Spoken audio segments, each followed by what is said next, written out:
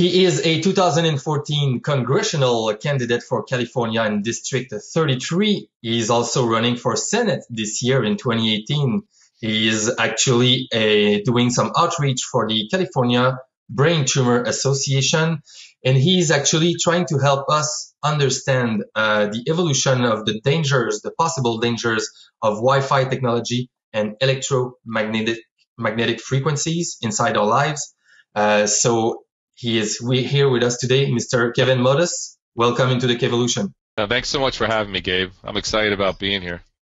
Very excited as well here, Mr. Otis. Thank you for fitting us in your schedule. I know you're a very busy person.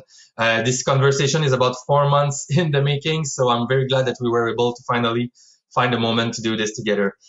Just for the listeners who have no idea what's the podcast about, I'll just put them in context.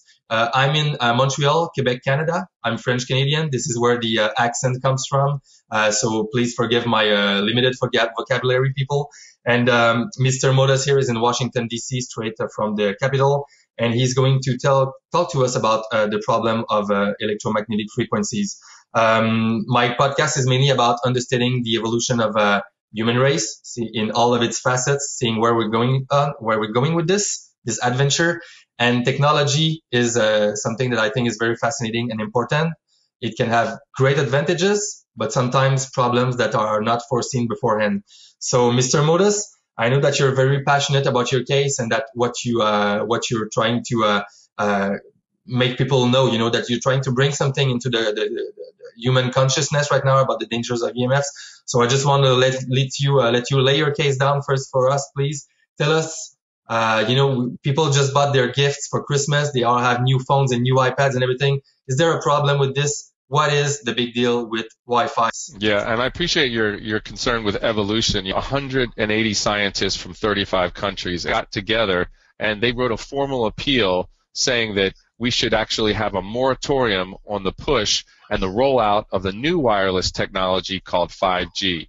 Now, 5G is a huge aberration from the past. Mainly because of the frequencies it uses. And what's interesting is you talked about the frequencies, but it's radiation. This is radio frequency radiation. It pretty much acts as other radiation does, but just simply does it more slowly. And so these scientists got together and they made a formal appeal. And people can find out more about these scientists just by Googling 5G scientists appeal. And what they said is, we already know that electromagnetic fields, or the microwaves used by wireless, cause harm. And we know it increases cancer, neurological problems, immune system disorders, and causes reproductive harm. We already know that about a wireless we're using right now, and that's on a lower frequency, about 1 to 3 gigahertz. This is a huge aberration. We're now jumping to 24 to 90 gigahertz. And to put that in perspective, 90 gigahertz is 90 billion electromagnetic waves per second hitting your body. To put that in perspective, your heart has an electric current to it. Your head has an electric current to it. It's about 8 to 10 waves per second.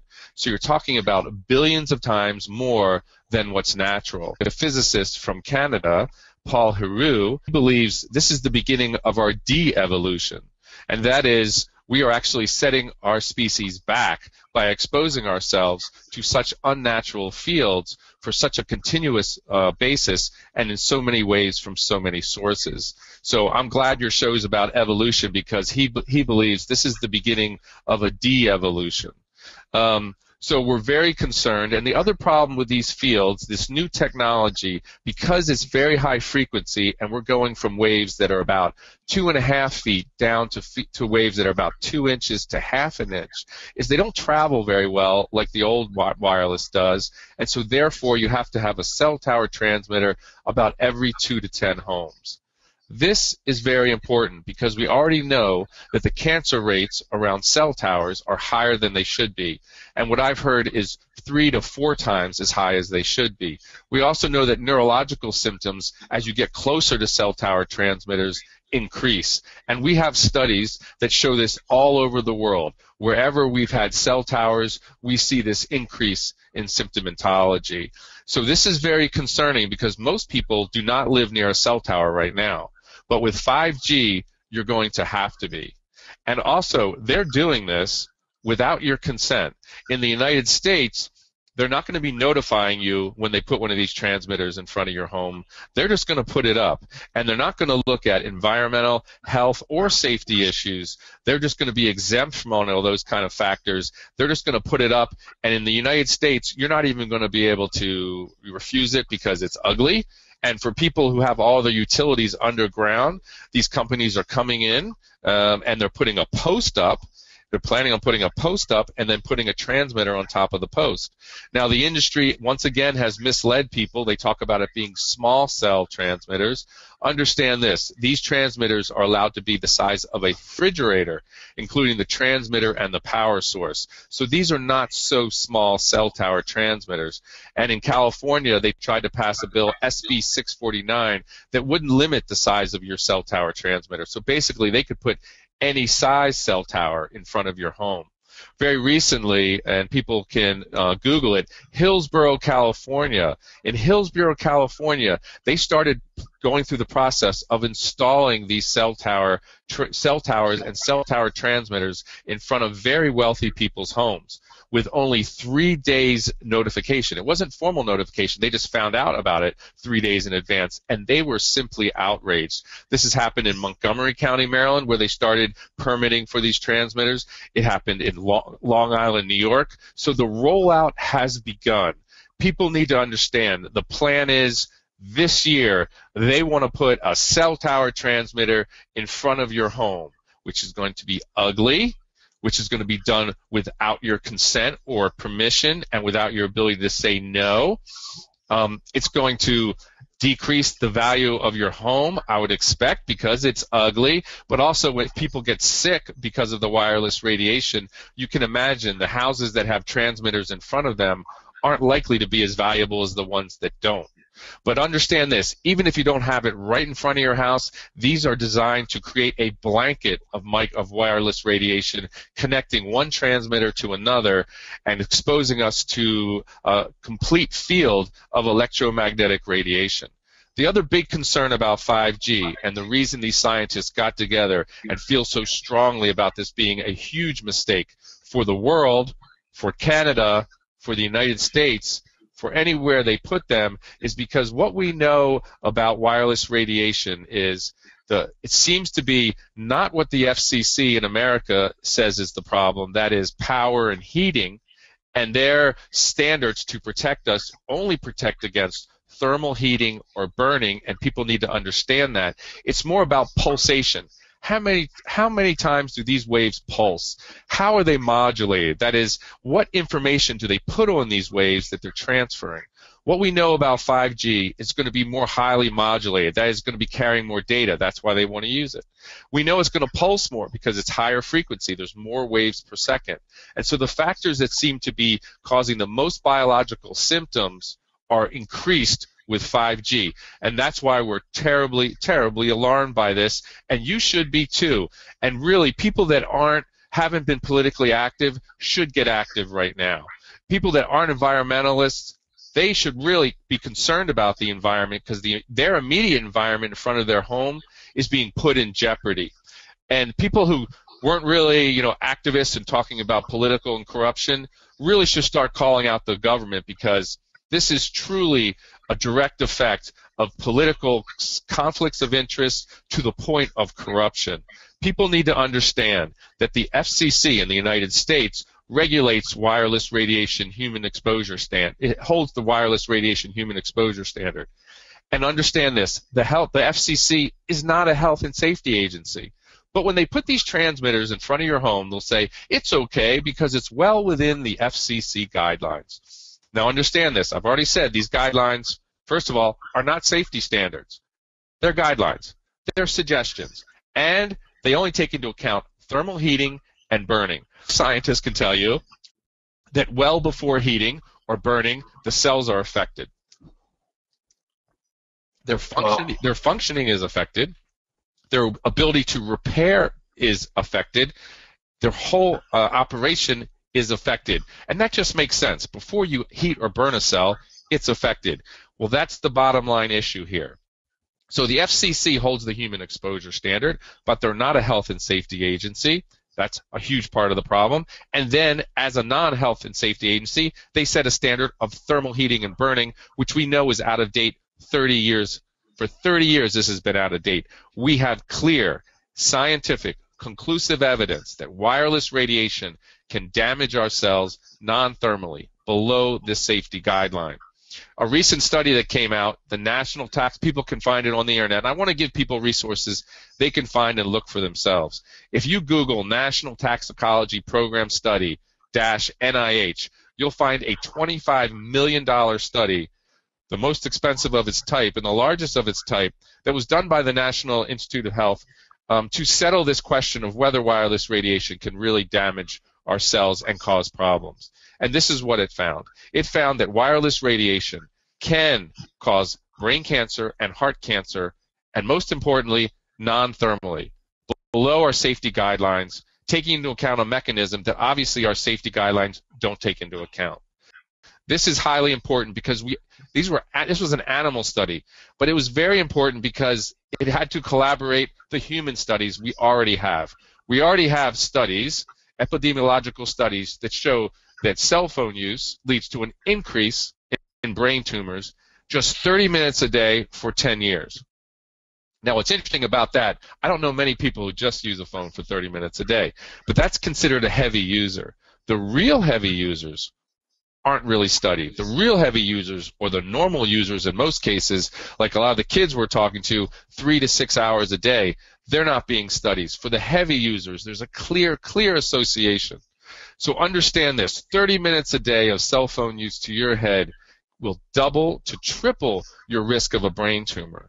And the problem with brain tumors is they are highly, highly deadly. Now, why is cell phone so important in cell phone radiation? Because wireless radiation, whether it comes from your cell phone, whether it comes from your laptop, whether it comes from your Wi-Fi router, whether it comes from a cell tower transmitter in front of your home, is the same type of wireless radiation. And that really wireless radiation is neurotoxic, genotoxic, and carcinogenic. We already know that. And with 5G, we are moving quickly ahead without taking into account the real mechanism and the real effects of this, and it's completely reckless, and it's being pushed. Why? Because we want to push for more jobs. I understand that. We want progress in terms of being able to give people more access to the internet. I understand that. I'm a big proponent of the internet, but you can do it more safely. You can do it with wired connections, fiber optic to the home, and then wired connections to the home and wired connections in the home. People need to understand every wireless transmitter is a two-way microwave transmitter. So when you hold that phone to your head, you are literally microwave radiating your head. And when you put it that way, most people can see the problem with doing that 3 to 6 hours a day. They also can see this problem with, well, with Wi-Fi, I'm going to sleep, and understand this. Wi-Fi works on a frequency of 2.45 gigahertz. That's 2 billion waves per second. So while it might be not as much as maybe a cell tower that's emitting 5G at 90 gigahertz, it's still 2 billion waves per second. It's still far from natural. And you can imagine if you are slowly microwaving yourself while you're sleeping, it have effects. And you know, the effects on sleep have been long demonstrated. A decrease in melatonin, which affects sleep, and we know that. And also the decrease of melatonin is very important because melatonin is a very strong antioxidant. It's a very strong anti-cancer agent, as well as protecting your sleep. Plus, when we sleep, our body rests and recover, and our cells rest and recover. So simple Wi-Fi itself has no place really when you're sleeping, and absolutely has no place in our schools. Our schools are now, and I'm formerly involved in the schools for many years. Schools are now some of our most dangerous places in terms of wireless radiation exposure. Understand this, in Los Angeles Unified, they're putting in their classrooms, they have 20 to 40 transmitters because each child has an iPad or a wireless transmitter. Then on the ceilings, they have 3 routers. Those are all emitting wireless radiation.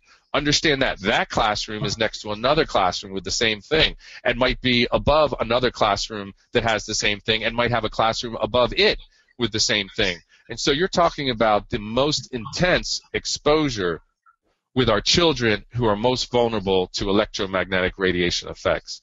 And now, when they're done getting microwaved at school, they're going to be coming home, and they go out and play in the yard. They're going to be wirelessly microwaved by the 5G transmitters in front of their home. Is this really the vision of America that we want? So we're pushing this for progress in terms of jobs and technology, but in terms of health, we are setting ourselves back. And as Dr. Haru says, we are beginning the de-evolution of our biology, and we need to take it very seriously, because I can tell you this, in America, the FCC is ignoring the science. The FCC is ignoring the people who are sick. And understand this, I have 3 assistants, thank the gods. I have 3 assistants that work with me, and they work with me because they're electrosensitive themselves. That means they develop neurological symptoms when they're near wireless transmitters. And these are people I know and work with daily, and these are young people. Young people in the prime of their life. One, when she gets near electromagnetic fields, her feet swell. This is very obvious. When she gets away from them, they go down. She gets tinnitus, ringing in the ears. Another one gets headaches, severe headaches when she's near wireless transmitters, whether it's cell phones, Wi-Fi, laptops, cell towers. She gets headaches, and she can tell when there's transmitters on because she starts to get symptomatology. The other assistant, she gets a variety of neurological symptoms, what they call brain fog. She has trouble thinking. She gets nauseous. She can get dizzy and things like that. When she moves away from the transmitters, symptoms alleviate. So, and people need to understand this syndrome and these symptoms have been around a long time. If you want to Google microwave syndrome or microwave sickness, the Navy men were reporting this back in the 70s from the radar on their cruise ships. And understand, we've had microwave radiation for decades. This is not a new issue. And sadly, because we had so much evidence of harm coming into this industry, as soon as this industry became in its infancy and moved on, they've been hiding health effects and proactively campaigning against even talking about wireless radiation health effects from the very beginning. Understand this, back in the 70s, we had radar on ships. We had two-way radios. They used microwaves. We had UHF TV. They used microwaves. So we already had the technology to create biological symptoms, and they were already seeing them. You know, I would invite your audience to look up a very important document, and I'm going to give you the title of it so you can look it up very easily. It's called the Bibliography of Reported Biological Phenomena and Clinical Manifestations Attributed to Microwave and Radiofrequency Radiation, Compilation and Integration of Report and 7 Supplements by Zorach Glasser, Z-O-R-A-C-H Glasser. Now, why did I take so much time reading that title? Because it was just give me a second. This is a handful, quite a handful. And just to mention, I'll put all the websites that you mentioned and this document and the other ones that you need. I'll put them in the show notes. So on the videos and on the SoundCloud. So if people want to go ahead and check these, they'll be available under every video here.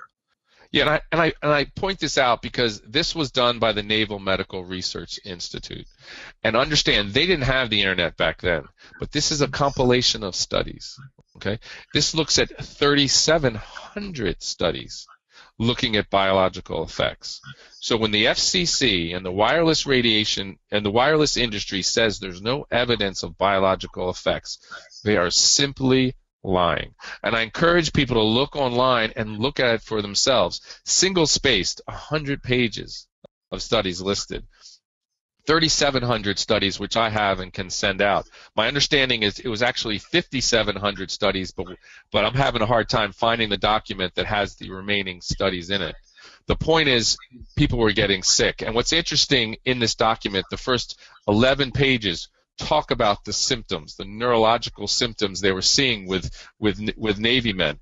And these are healthy Navy men. This isn't children being exposed like we're doing now. This isn't women being exposed like we are now. These are full-sized adult males reporting symptoms. And what's interesting is these are the same type of symptoms that people were reporting when we installed smart meters. Now, wireless smart meters are little meters people put on people's homes so they wouldn't have to come read your meter anymore. It would emit wireless signals and they could just read it driving by. The problem is the frequencies aren't tested for biological effects other than thermal heating before they're installed, and they chose frequencies that seem to be very disruptive to our neurological system. So some people had effects within just a couple of weeks of these being installed. They said, I was completely healthy before, and all of a sudden I'm having nausea, dizziness, difficulty sleeping, headaches, agitation, all kinds, anxiety attacks, things like that. What changed in my environment? And then they thought, wow, they told me they put a wireless smart meter on my house. They Google it and they see all kinds of testimony of people getting sick. So we now in the United States have half our states having opt-outs for smart meters. This is concrete human evidence that people develop neurological symptoms from wireless radiation. And this were very low power transmitters. And according to the industry, they only transmit a couple times a day, which by the way is a lie. But anyway, they're very low powered, and compared to what they're about to put in front of people's homes with 5G, it's much, much worse. The reason smart meters are important, because with 5G, this is like the smart meters issue on steroids. Much more powerful transmitters, going to be transmitting continuously, emitting a much higher density, higher intensity wireless radiation, and again, very close to the home. For these transmitters, they're putting them in the public right-of-way. That's how they're getting away with not notifying people. And for some people, they have their yard, which is very short. They have a sidewalk, and right on the other side of the sidewalk where they run the gas lines, that's the public right-of-way. They're putting the transmitter there. For instance, in some places in San Francisco, that public right-of-way is only 10 feet from people's window. And we're talking about emitting wireless radiation right into their windows. So we have a really worst case scenario, and that is we have high intensity, high frequency wireless transmitters exposing people continuously over time close to their home without their permission and without any ability to opt out or say no. This is a worst case scenario, and that's why people should truly be alarmed. So what should they do? They should contact people on the federal level, because in the United States, this is coming from the FCC. The former chairman of the FCC, and this is an important issue too, the FCC is a captured agency. That is, it's a highly conflicted agency. The former chairman of the FCC that pushed 5G and the rollout of 5G and the Internet of Things was the former CEO of CTIA, the Wireless Trade Organization. His name, Tom Wheeler, and he has single-handedly had his hand in hiding biological health effects for 2 decades. Frankly, this is a despicable man, in my opinion, who will consciously and overtly deny and hide biological effects, even though the FCC gets hundreds of reports from them and continues to ignore them. I want to encourage people to look at another resource. This resource is called Captured Agency, How the Federal Communications Commission is Dominated by the Industry It Presumably Regulates, by Norman Alster from Harvard's Legal and Ethical Department. Why did they take the time to put out a report like this? Because the FCC is a highly captured agency, and it's a revolving door for the industry, and they have a long history of not being interested in health effects and refusing to consider them. And they're the ones we're trusting with our health and our safety. They're the ones we're believing, and every other federal agency is believing that this technology is safe. And they are lying because they're representing the private companies and the private interests, not our public interests. Never was this more obvious than just last week with the push against net neutrality, where clearly millions of people contacted the FCC now and in the past saying they want net neutrality, and the FCC basically ignored what they wanted and voted for enhancing and supporting and profiting just a handful of companies that will benefit from the downfall of net neutrality. If that doesn't show you the bias and the private interest of the FCC, I really don't know what will. But in the case of wireless radiation health effects, we have the same issue. And people need to wake up. Their health and safety are being sold down the road. So what can they do? They need, in the United States, they need to contact their Congress members, their senators and their Congress members who have oversight over the FCC. The FCC acts at the bequest of Congress, and the Congress, and only the Congress, and the United States President can pull back and rein in the FCC. They're trying to do it now with net neutrality. They definitely need to do it in terms of wireless radiation health effects. Now, in net neutrality, it's been split, Democrats versus Republican. This is not a Democratic or Republican issue. This is a human issue. We are microwave poisoning our population. This is not an exaggeration. I talked to one fellow who used to work for the industry. He said, listen, microwave ovens, that's the fast cook. Wireless radiation, that's the slow cook. We are slow cooking people. And to say that, you know, how much wireless radiation is okay to be cooking us? Well, the FCC says it's okay to cook you until you heat. Do you agree with them? Do you trust them? I'm not willing to trust the FCC. I'm not willing to trust them with my health. I'm not willing to trust them that I won't get cancer from this. Look at the cancer rates. Now, listen, the wireless industry will say, in terms of cell phone and cell phone radiation, that the cancer rates have not increased. If cell phones were so bad, we'd see this huge increase in brain tumors. And for the overall head, the rates are flat. But if you look at the three areas of the brain that get the most cell phone radiation, the temporal lobe, right, the cerebellum, and the frontal lobe, you see an increase, a steady, significant increase of between 20 and 40% over 10 years. 20 to 40%. So they know the story, and they're twisting the story to hide these health effects. And it's absolutely, absolutely wrong. And then they're saying, well, you know, for the overall population, we're not seeing this increase in cancer. But let me tell you, amongst heavy users, and who are heavy users right now? Our kids. Right now, brain cancer is the #1 cancer for children 15 to 19. That should alarm you. That should disgust you.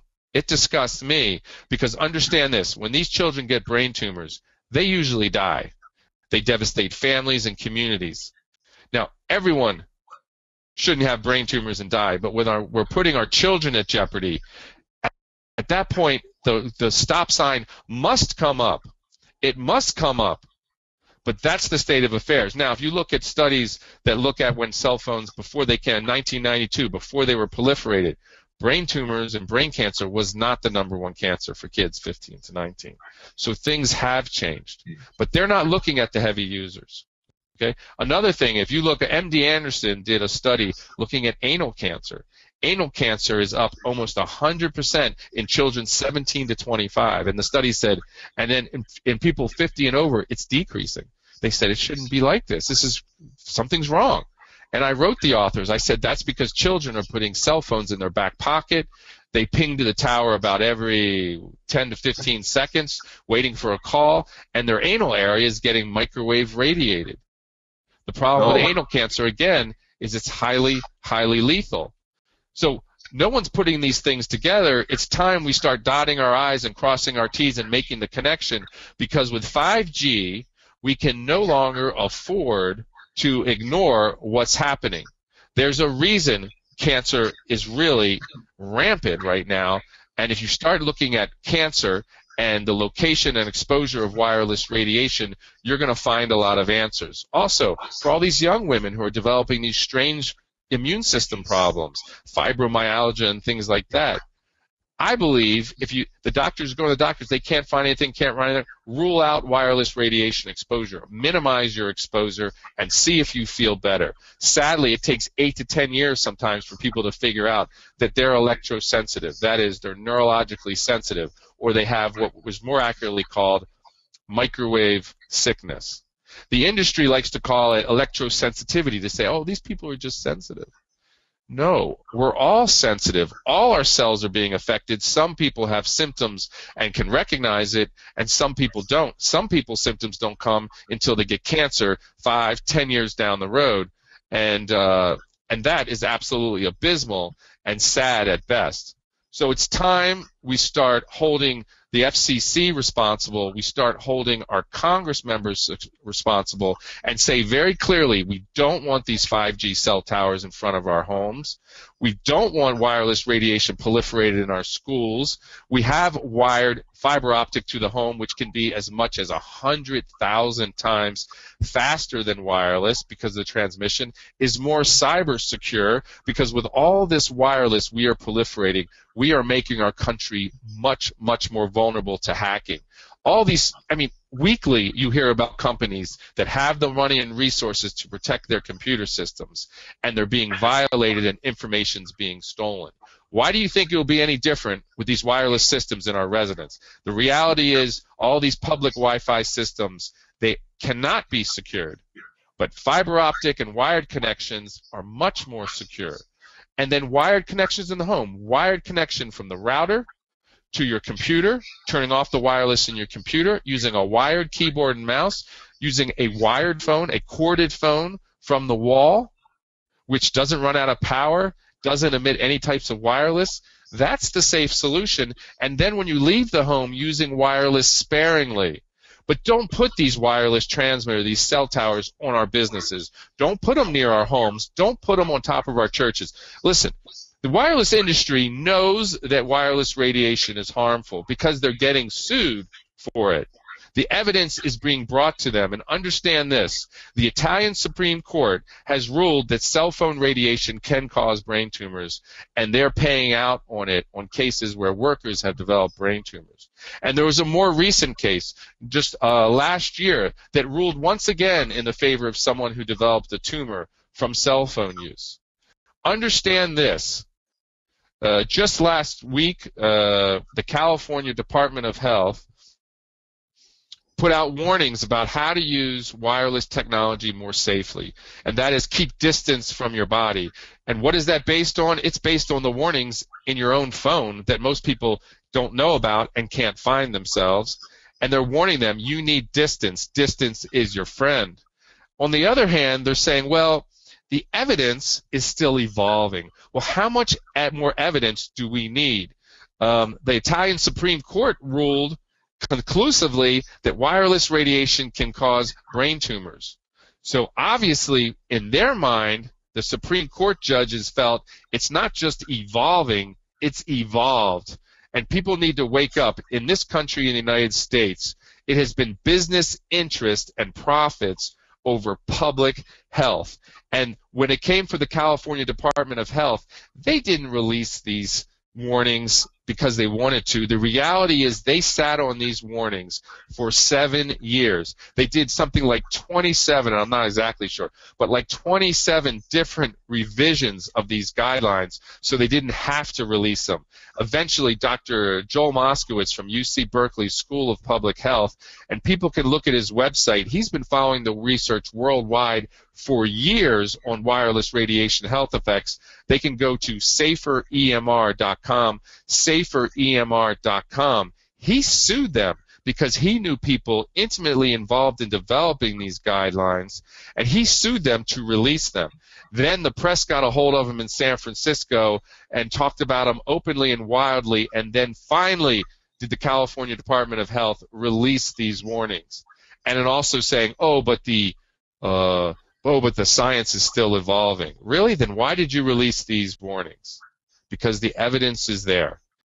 The evidence is there, and what they're talking about is studies that have been funded by the industry, experts that are clearly being funded by the industry, and people reading the science that has come from industry that has been designed to create doubt. Designed to create doubt, just like we had with tobacco. Listen, in the case of tobacco, we had 400 lawsuits, none of them that were successful.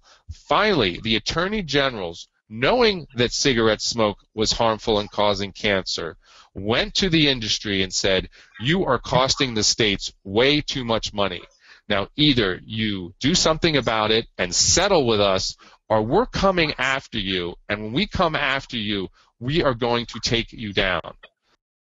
Wisely, the industry settled with the attorney generals, and that began the progression that we have now, where we're openly warning people about the dangers of cigarette smoke, and we are openly minimizing people's exposure. Understand this. People should go. There's a scientist, Dr. Leonard Hardell, Lennarthardell.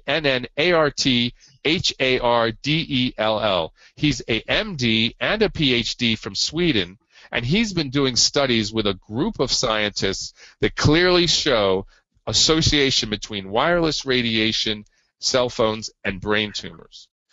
He has many, many studies, and you can Google his name along with a guy named Michael Carlberg and find those studies yourself. But he has a blog that keeps you up to date with the most recent things he's doing, and you can Google Hardell Blog. Hardell Blog. Now remember, the industry will say this is all junk science. Wrong. Untrue.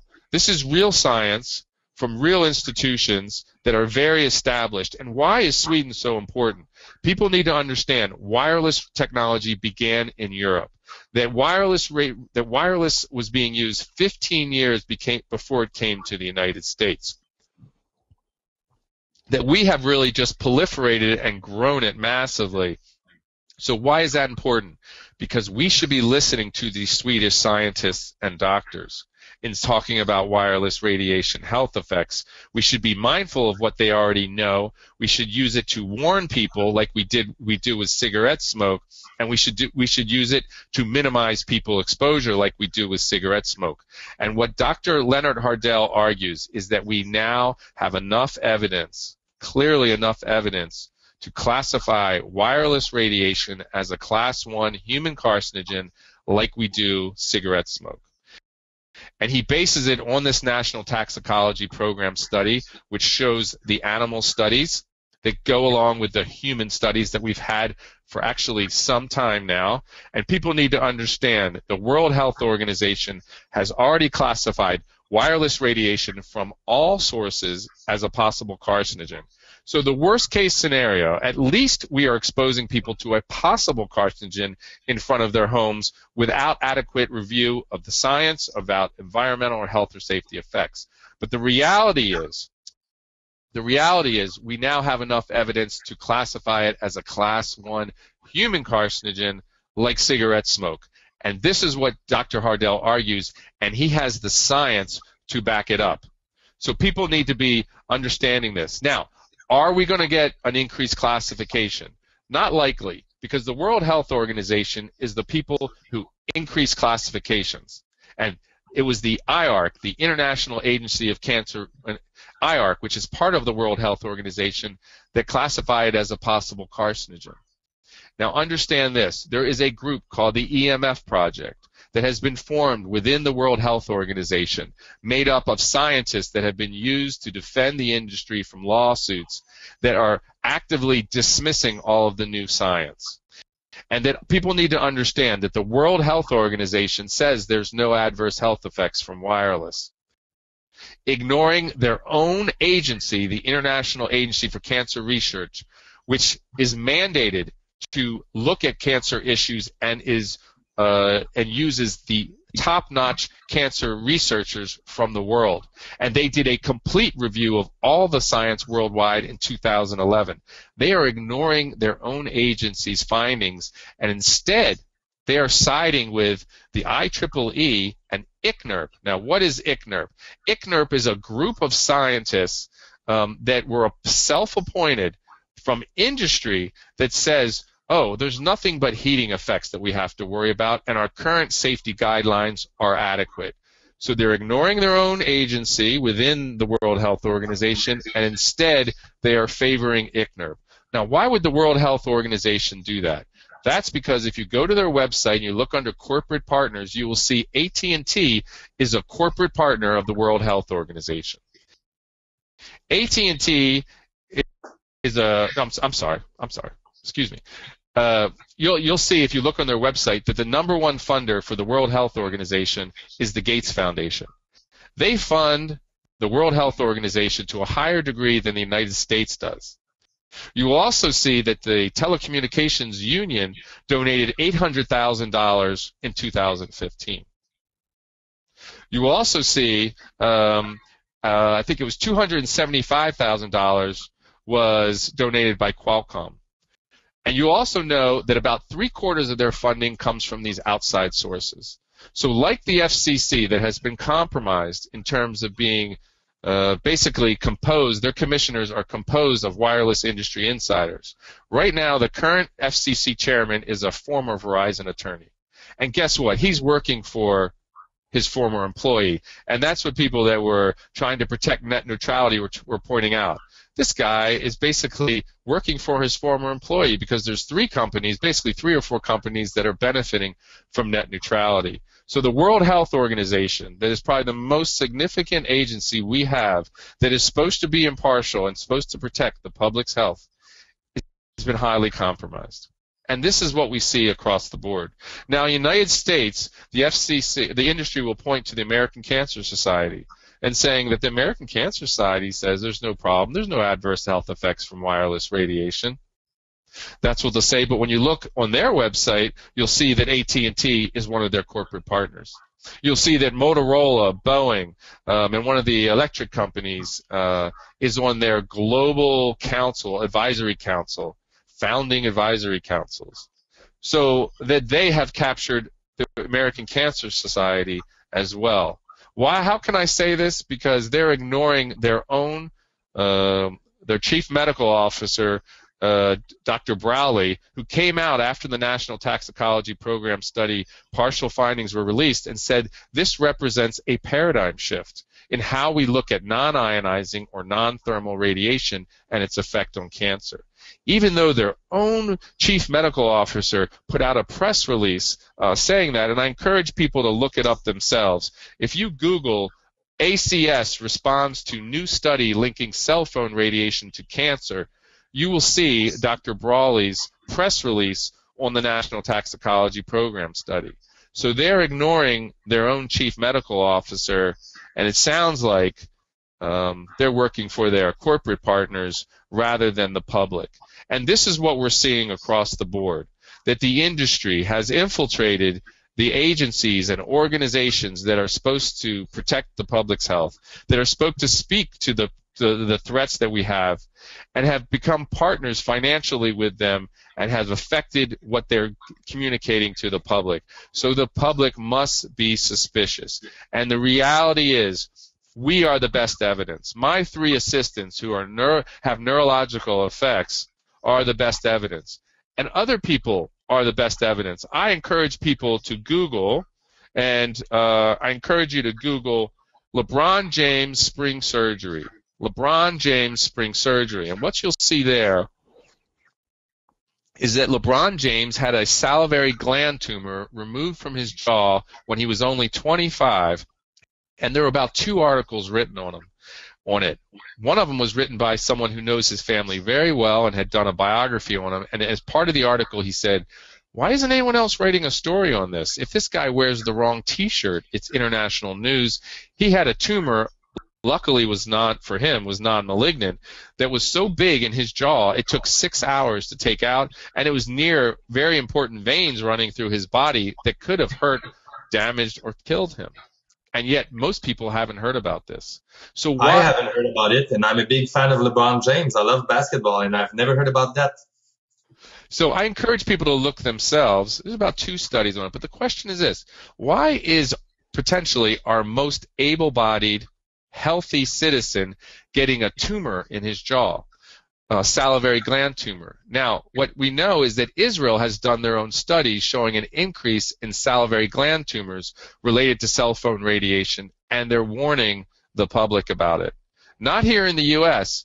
In the U.S., unfortunately, LeBron became a sponsor for Samsung, and as you know, he's a big proponent of wireless Beat headsets, and I think that's very sad because he's exposing these kids to very harmful wireless radiation with these headsets, and he should be held responsible. But try to get the media to talk about even LeBron James' tumor, because honestly, it hasn't been reported enough still.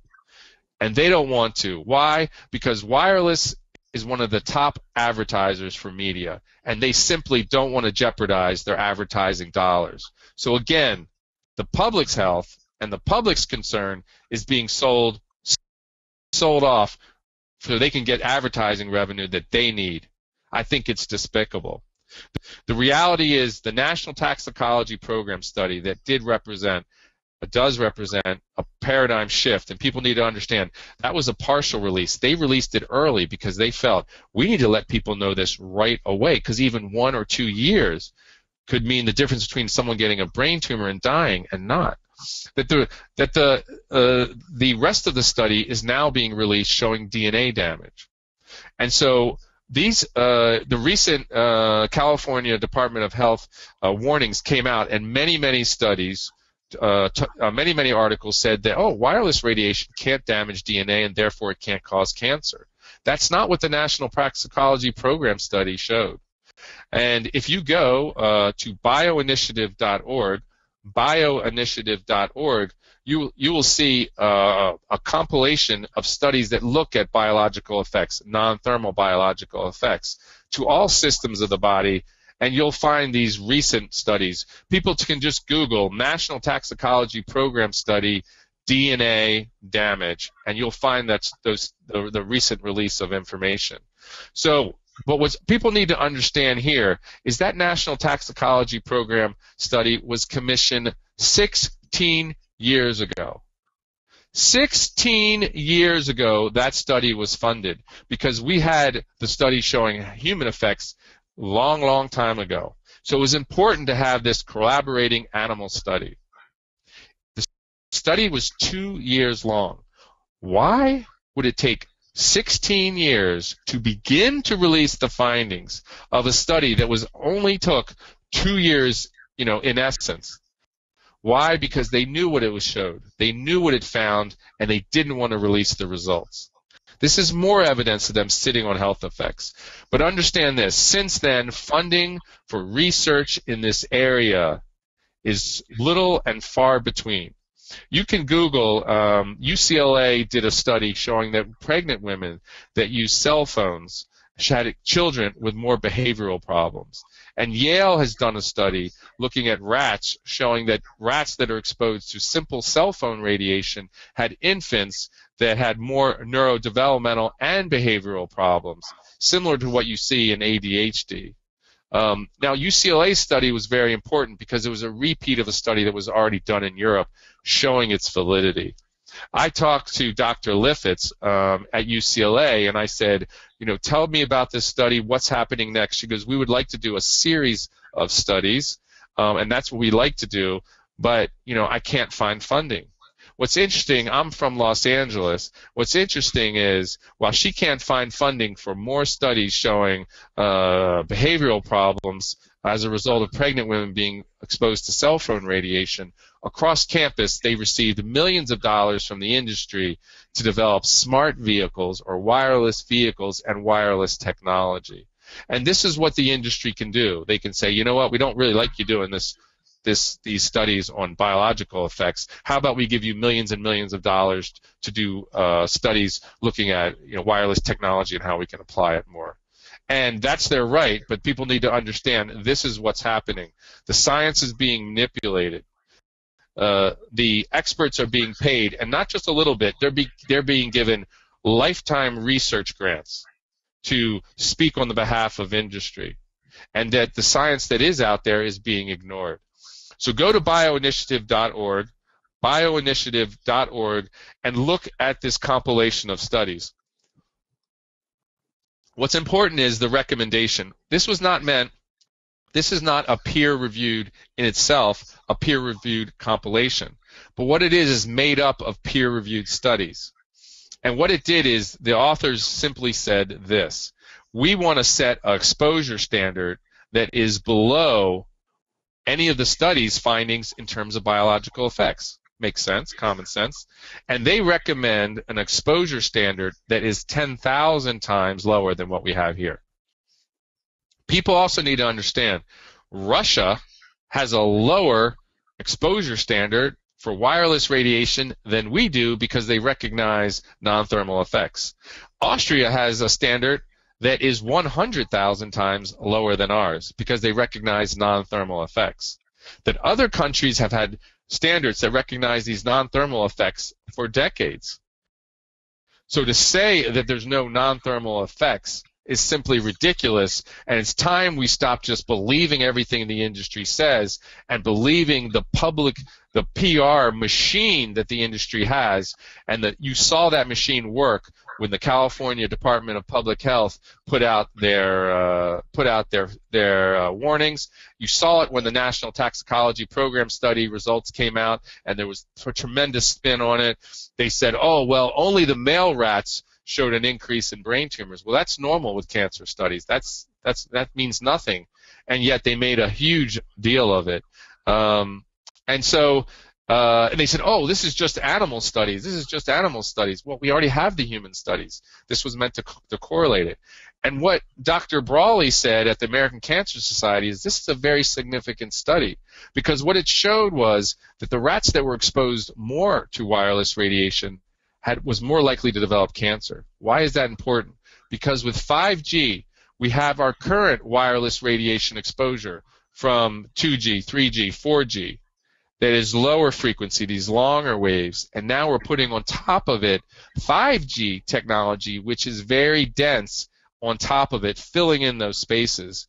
So we are thoroughly microwave radiating our population. And the NTP study says that the more wireless radiation you're exposed to, the more likely you are to develop cancer. That's the implications of the study. That was a very important finding, as well as them showing that this all happened non-thermally, and that supposedly, according to our FCC guidelines, that's impossible. The reality is we have the mechanism now for how wireless radiation causes DNA damage, neurological effects, increases cancer, and damages DNA, leading to reproductive harm. And I want to point it out to people so they can look it up themselves and find it for themselves. This is the name of the study. It's called Oxidative Mechanisms of Biological Activity of Low-Intensity Radiofrequency Radiation.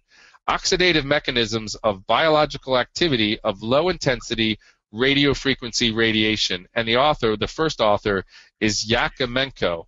And understand this.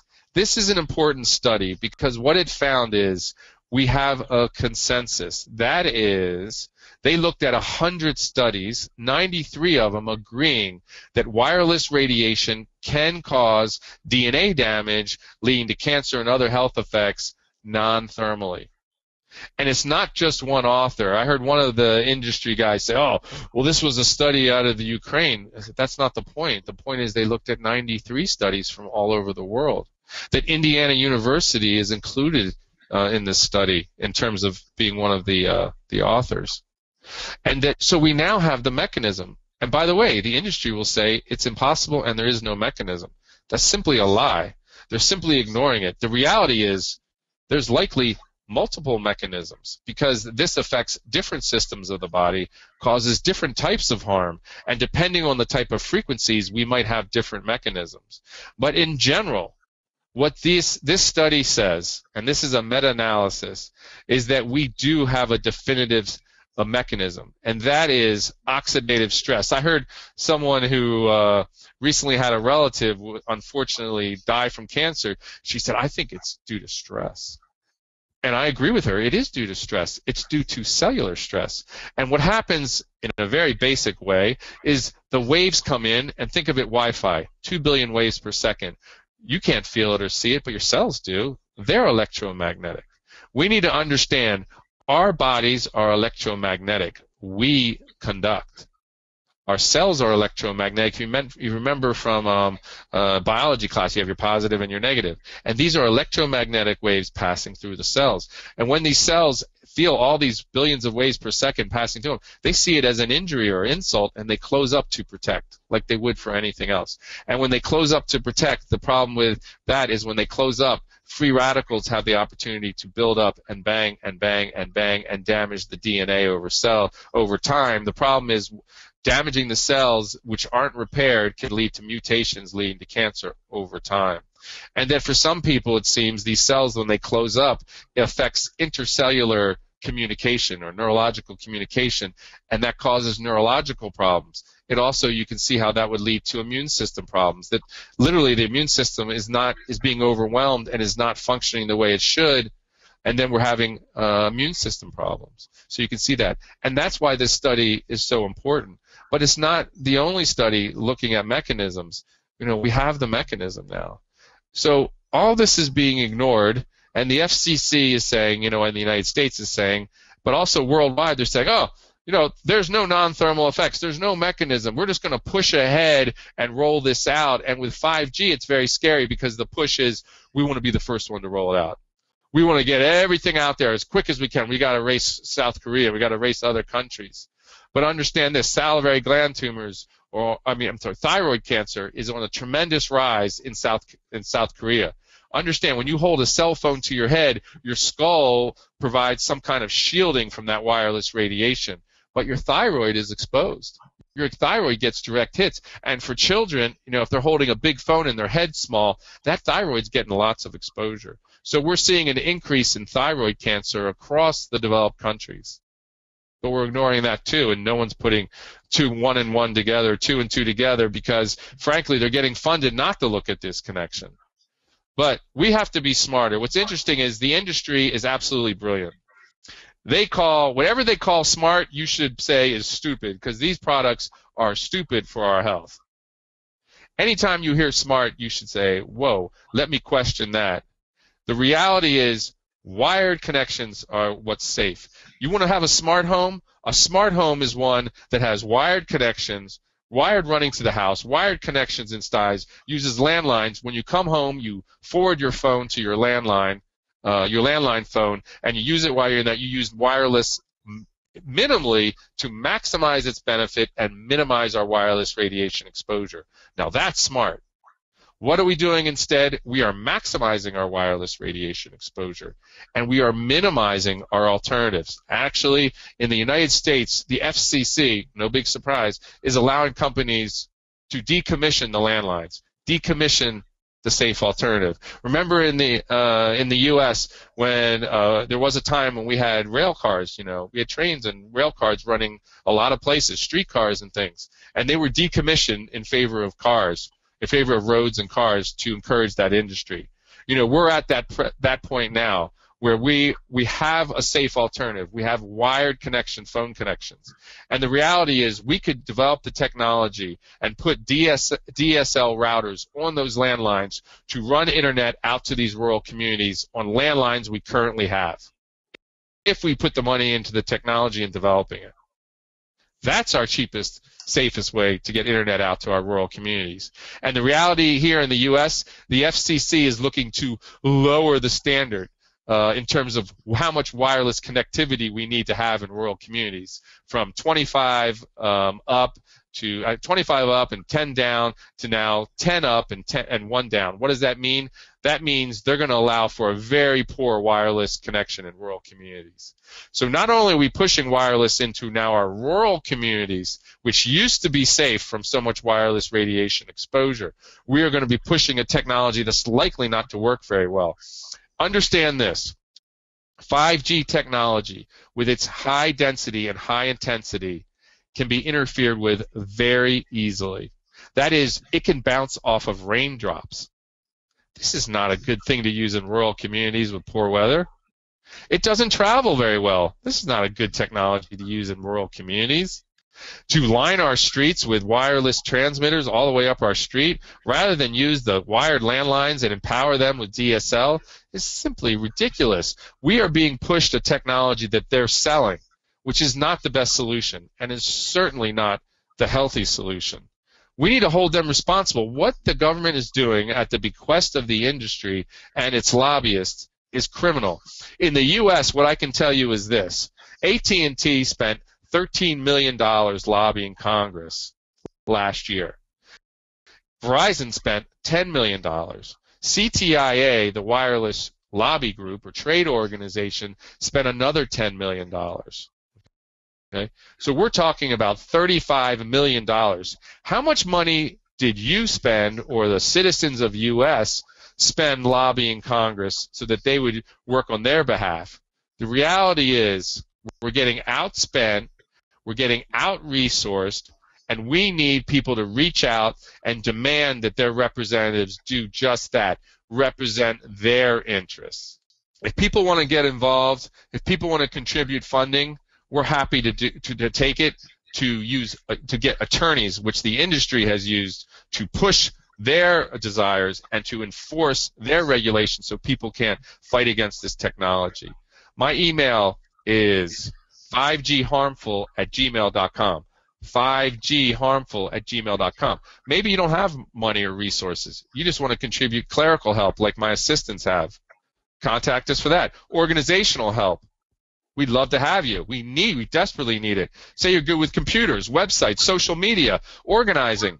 We need your help because this is really David against Goliath. This is really corporate bullying. And they're having their way with us.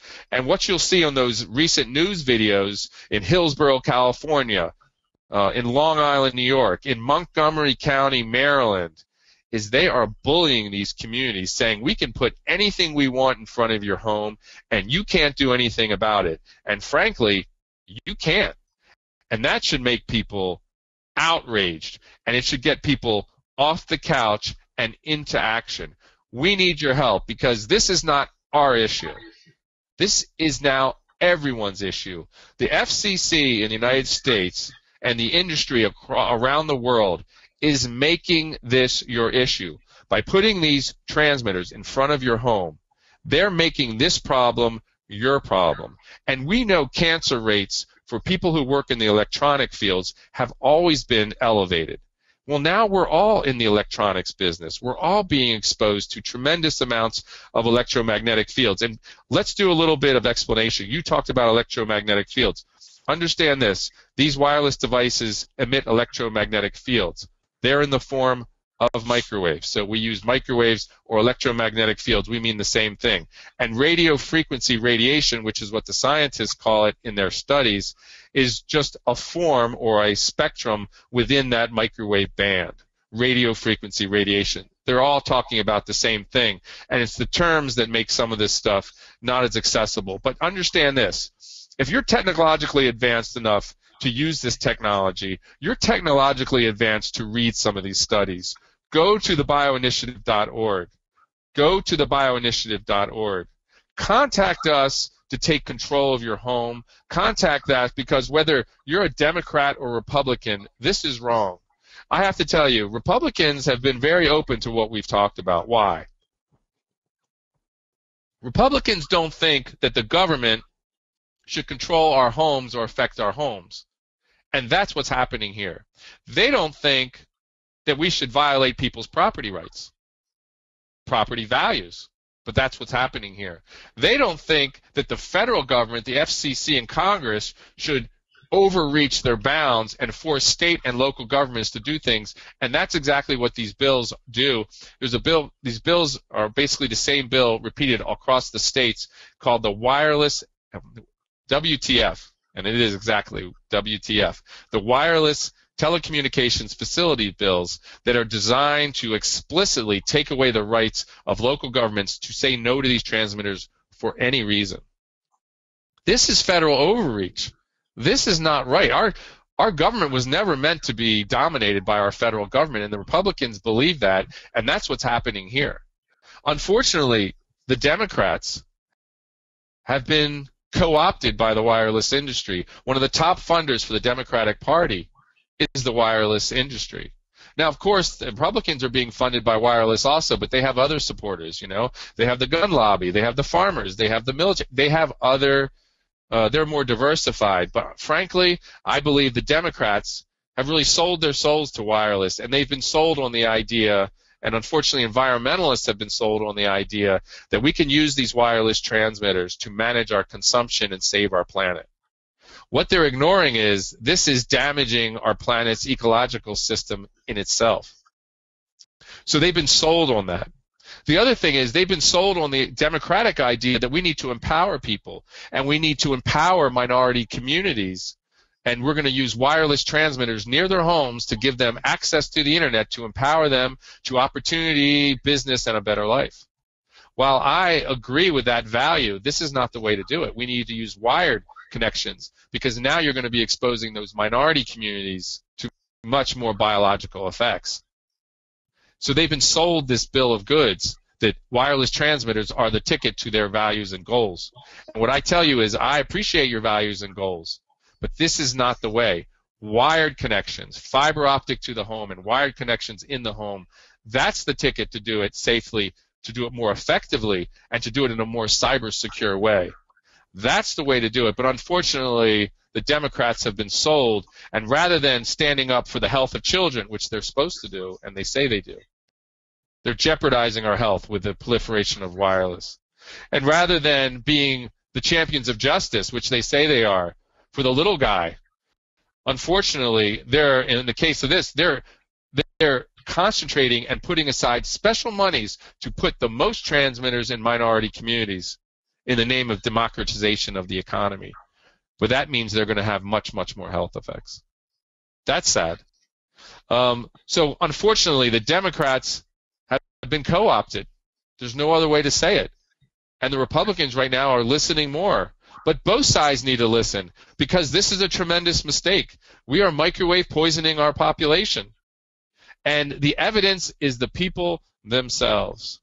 There's a website out there, We Are the Evidence, that invites people to put up their stories, and you'll see professionals, you'll see young people, you'll see people in the prime of their life, sick, having to leave their homes because of smart meters, struck down by brain tumors from cell phones, being driven out of their homes by wireless smart meters or cell towers nearby. This is absolutely wrong. This is absolutely wrong, and it needs to stop. We have another website that's in the Silicon Valley that was put up, and I'll put the website on there. Jeremy, and I'm forgetting his name now. Anyway, he's a tech worker, and he says, I became electrosensitive. And he did a TED Talk on it, saying how he's electrosensitive and how this can happen. The reality is wireless radiation is very harmful, and we need to be minimizing it rather than maximizing it as we are now. The reality is the FCC has no business regulating health and safety issues because they're not a health and safety agency, and their commission is made up of wireless entrepreneurs, wireless attorneys, wireless lobbyists, and people beholden to the wireless industry, not the public. So it needs to be separated.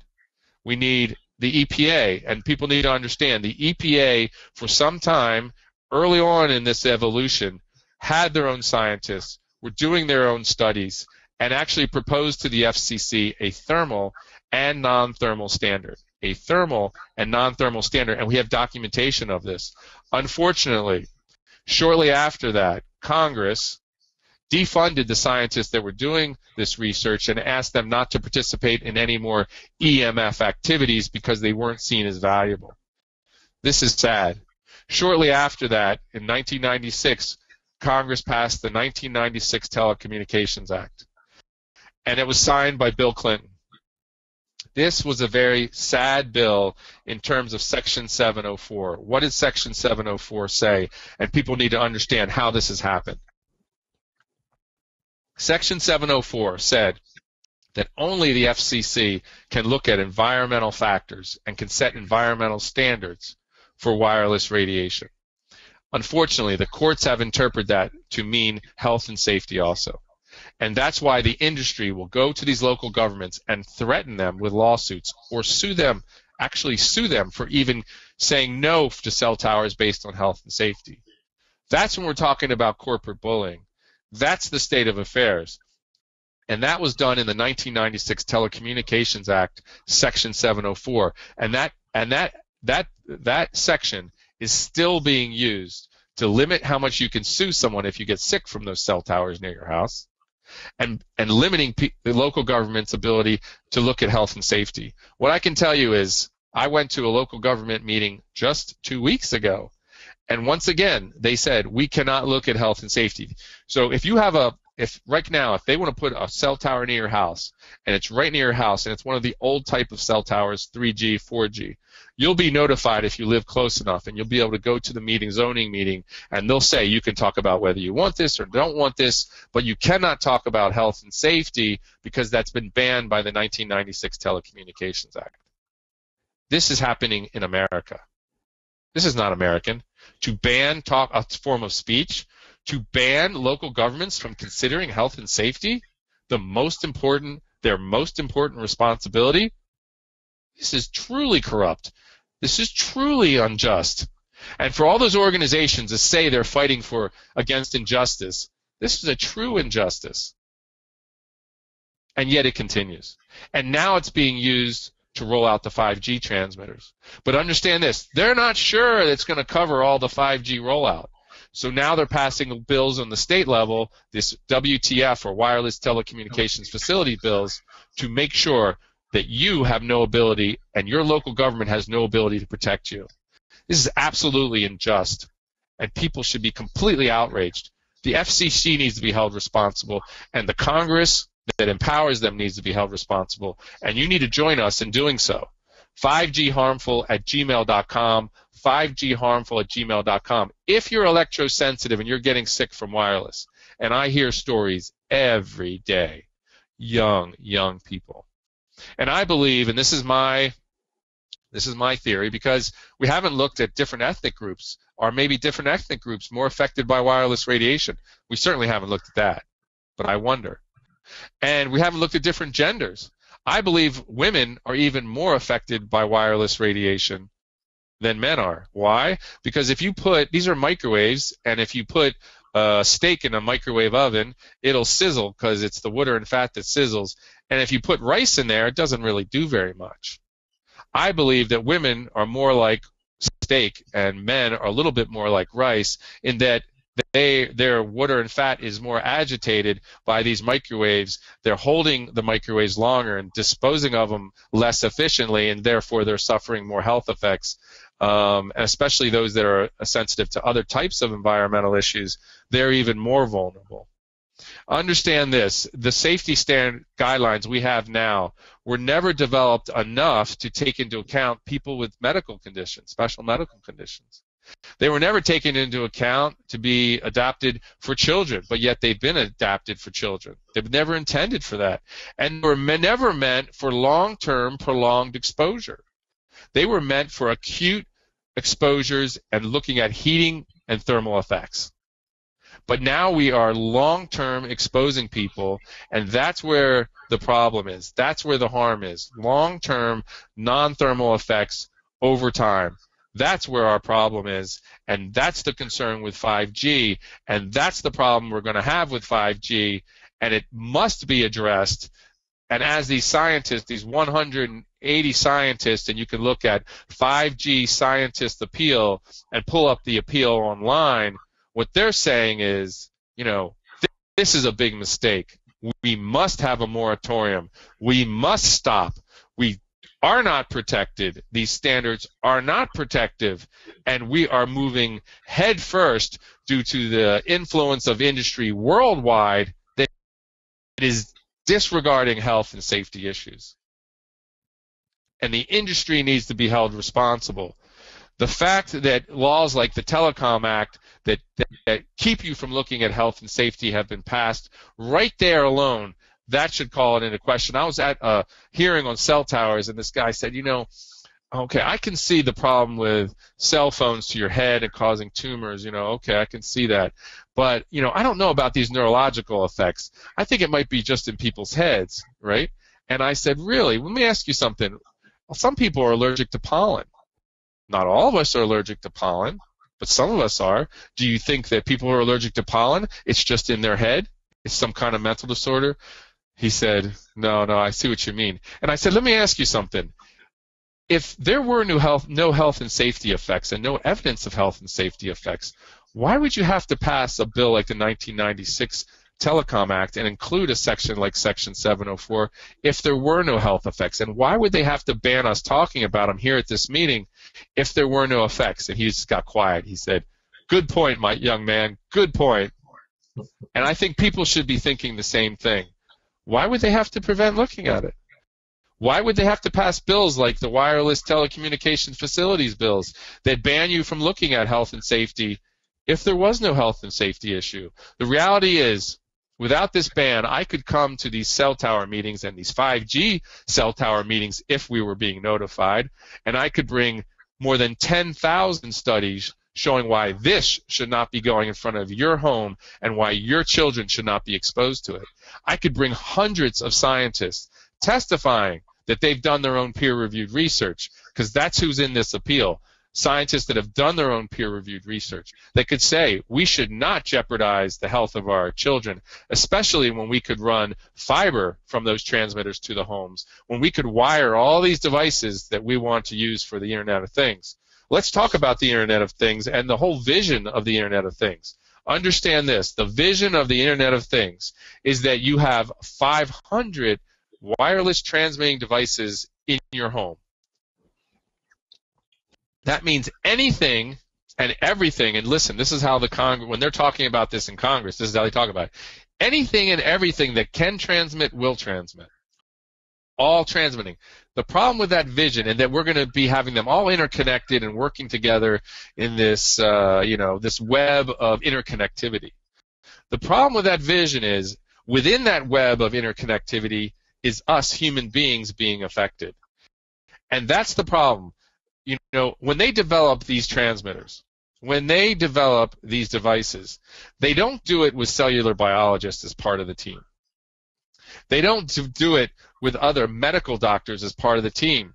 And they're assuming and they're acting as if this technology is being created and is interacting in a vacuum void of any type of human interaction, when actually this technology is being used very closely to our biology, and it actually passes through our bodies. This is absurd. They're being left out of developing these technologies. That's the big mistake. They're being left off these standard-setting bodies. And they're being left out of the FCC. The FCC doesn't have a health department, but they say it's completely healthy. This is absurd. So we need to stop this. So the reality is, if we didn't have this kind of restrictions and these laws against it, I could bring clear, conclusive, proven evidence that would say this has no business being near us, especially when we have a safe alternative that we could be using. But understand this. These companies sell wireless transmitters. So they want to use wireless transmitters. That's the idea for the Internet of Things. Understand this also. They want your data. They want these transmitters all over your home so they can tell when you get up and go to the refrigerator. They don't just want to know when you get up and go to the refrigerator. They want to know when you go in the refrigerator what you get out. Okay? And they want to sell this data. Why is this any surprise to people? All these apps are running just using your information, selling your information. It's the information that's valuable. It's going to make the wireless technology itself seem like nothing. They want your data. And why are Republicans and other Congress people very upset with this technology as well? Because it violates your privacy. Who's going to own that information about you? Not you. Just like with the apps. When you get a new app, do you get the choice of, well, I don't want you to have access to that? Nope. If you want to use that app, you have to give access. If you want to, you have to give access. It's going to be the same with IoT. So this is the agenda. Violate your privacy. Get your data. Sell the data. Put transmitters anywhere and everywhere. Monitor you. I mean, for people who believe in a free country, and I mean, America used to be about being free. Understand this. They're going to justify putting transmitters along our streets with self-driving cars. Do you really want someone at a central location to be able to stop your car? But that's the plan. They will be able to stop your car. And they will be able to tell, and they're talking about what to do with this data, how fast your heart's beating. How high is your blood pressure? And the reality is these transmitters will be reading things that they're making worse. You know, people that wear Fitbits, you know, I know you want to talk about devices. People wearing these Fitbits to measure their health statistics are absolutely ridiculous. Why? I went out with a friend of mine. We're having dinner, and she says, you know, I'm not sleeping that well. And I said, well, how do you know you're not sleeping that well? She said, well, my Fitbit measures my data, and I'm a data person for my company. I really love data. And it tells me I'm not sleeping very well. I said, oh, that's interesting. I said, let me ask you something. When did you start having problems sleeping? Was it about the time you got your Fitbit? She said, oh, yeah, actually, yes. How did you know? I said, this is the absurdity of it, that we're using wireless technology to measure biological statistics while we're affecting our biology with this technology. It is absurd. And now to put tremendous, strong wireless systems inside of hospitals, I believe is a huge mistake. Why? They say, oh, of course, it's always for health and safety. It's for the safety of our patients. We want to be able to manage patient records so no one drops through the cracks.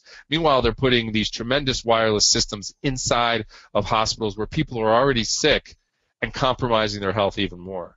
And also, you know, in California, the firefighters fought and got exemptions so that they don't put cell towers on fire stations.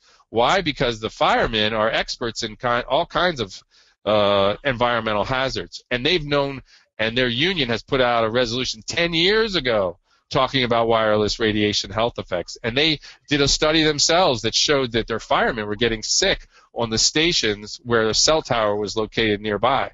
And they said, we need exemptions from the placement of these cell towers so that we can be efficient at work. Well, what about the rest of us? What's funny is they're putting cell towers on top of public hospitals in California. You can't put it on fire stations, but you can put it on top of a public hospital.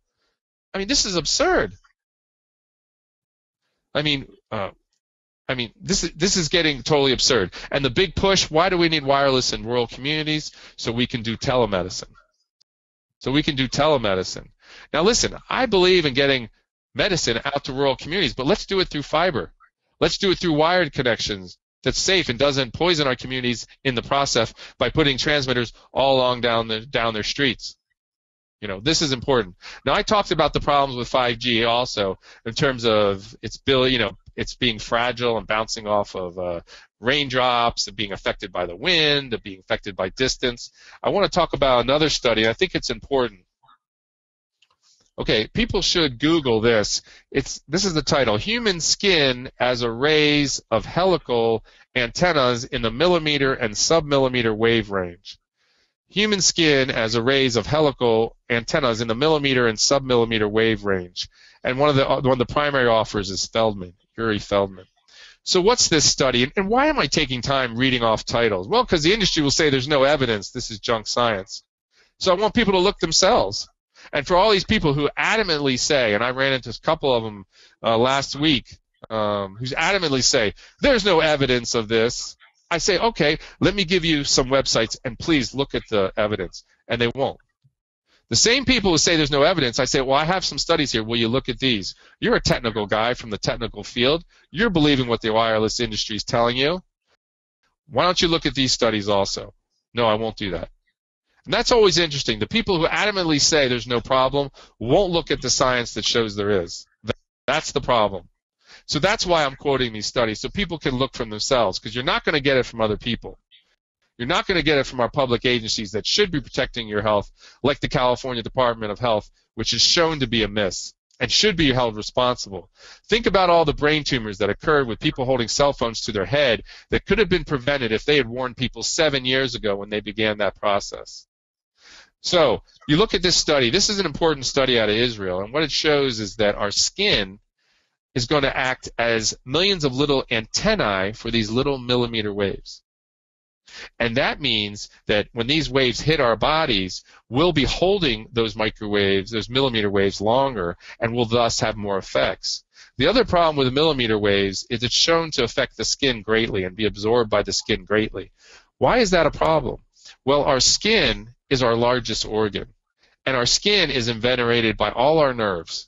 And so when you affect our skin, you actually affect our whole body. And understand this also. Our eyes are on the same, plane as our skin, and that we expect our eyes to be disproportionately affected by these millimeter waves.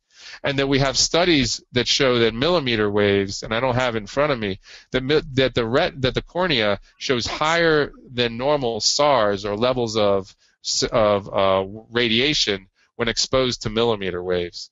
we're playing with the vision of our population as well. We're playing with very high-tech technology, and we're doing it in a very reckless way. People are electromagnetic, and our cells are affected by electromagnetic waves, especially when they're billions per second, especially when we have multiple sources, especially when the exposure is continuous, especially when the exposure is very close to us. And we're acting as if we're not electromagnetic and this isn't a problem and we don't have 30 years of evidence showing health effects, but we do. And it's time that the people who are supposed to protect us begin protecting us and not the private interests that are paying their campaign funds, paying their campaign costs, and are lobbying them almost a continuous basis while people sit back in their homes and trust and assume that the representatives are looking out for their interests. I don't believe that's happening. I believe there's now two parties in the United States, not the Republicans and the Democrats, but the representatives that are looking out and protecting and working for the public's interests, and the representatives that are working for private and special interests. That's the new two-party system. And unfortunately, the party that's looking out for the public interest, I believe, is very, very small and dwindling. And people who weren't politically involved must get politically involved now. In the United States, we have a participative process, a participative system. And I tell you, the industry is participating to the maximum. And the system is looking out for their interests. Now we need to participate and hold our legislators responsible. I ask people to go talk with their legislators personally in their home offices in each of their states. And I ask them to come to Congress and talk to them as a group. Because it's not just your congressman or senator that needs to hear this, that you don't want this. All of them need to hear it. We now counted 115 bills that are wireless related in Congress right now. That the industry is hell-bent on blanketing our country with harmful wireless radiation. And if this isn't your vision of America, then you better get to D.C. and start talking to those Congress members face to face, because they think what the industry tells them, that this is great and that this is what you want, that there's no problem, that this is progress and you don't want to get in the way of progress. But that's not what I'm hearing from people. And there's a divide between what the public wants, once again, and what the representatives are saying and doing. And it's time for you to come and hold them responsible. I don't care if you've never been to Washington, D.C. before. It's time to come now, because the plan is they're going to roll these out and they're going to be in front of your house in the next year. I don't care if you walk to Washington, D.C., just get there. I don't care if you ride your bike. I don't care if you take the train, carpool in a car, fly, however you got to do it. I don't care if you camp out in front of the White House. Do it. Use your contacts. You'd be surprised who you know that knows someone else. Because we have a big problem here. We've had a problem like this for years, and now it's gotten to a boiling point. We must take action. We must take back our country. We must take back our Congress. We have to stop this corporate bullying. These companies are getting away with murder, and I don't say that lightly, and I don't think that's an exaggeration. People are dying from these brain tumors. People are dying from these brain tumors. Currently, Senator McCain has a brain tumor, a GBM, and GBMs have been highly associated with cell phone radiation. Senator McCain is very proud to say at the time that he has 2 cell towers on his property.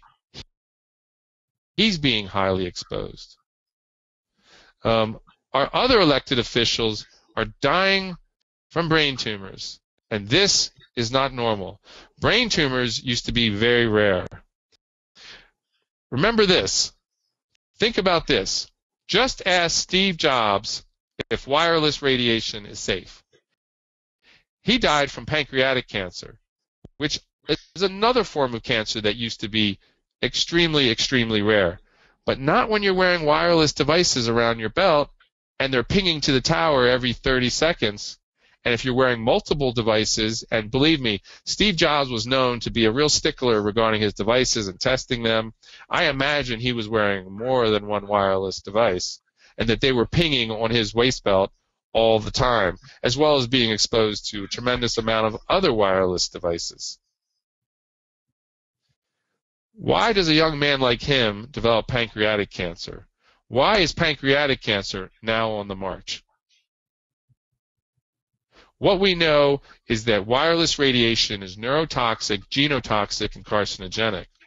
Some studies have shown that people with multiple sclerosis, MS, are more susceptible to wireless radiation effects. Kind of makes sense. If the sheathing of their nerves is already compromised and wireless radiation affects the nerves, you can see how they would be less protected and have more effects. And I've heard anecdotal reports of people who have MS who are exposed to a lot of wireless radiation, going from periodic episodes of MS symptoms to constant, and going from walking to wheelchairs, and the decline being very, very serious.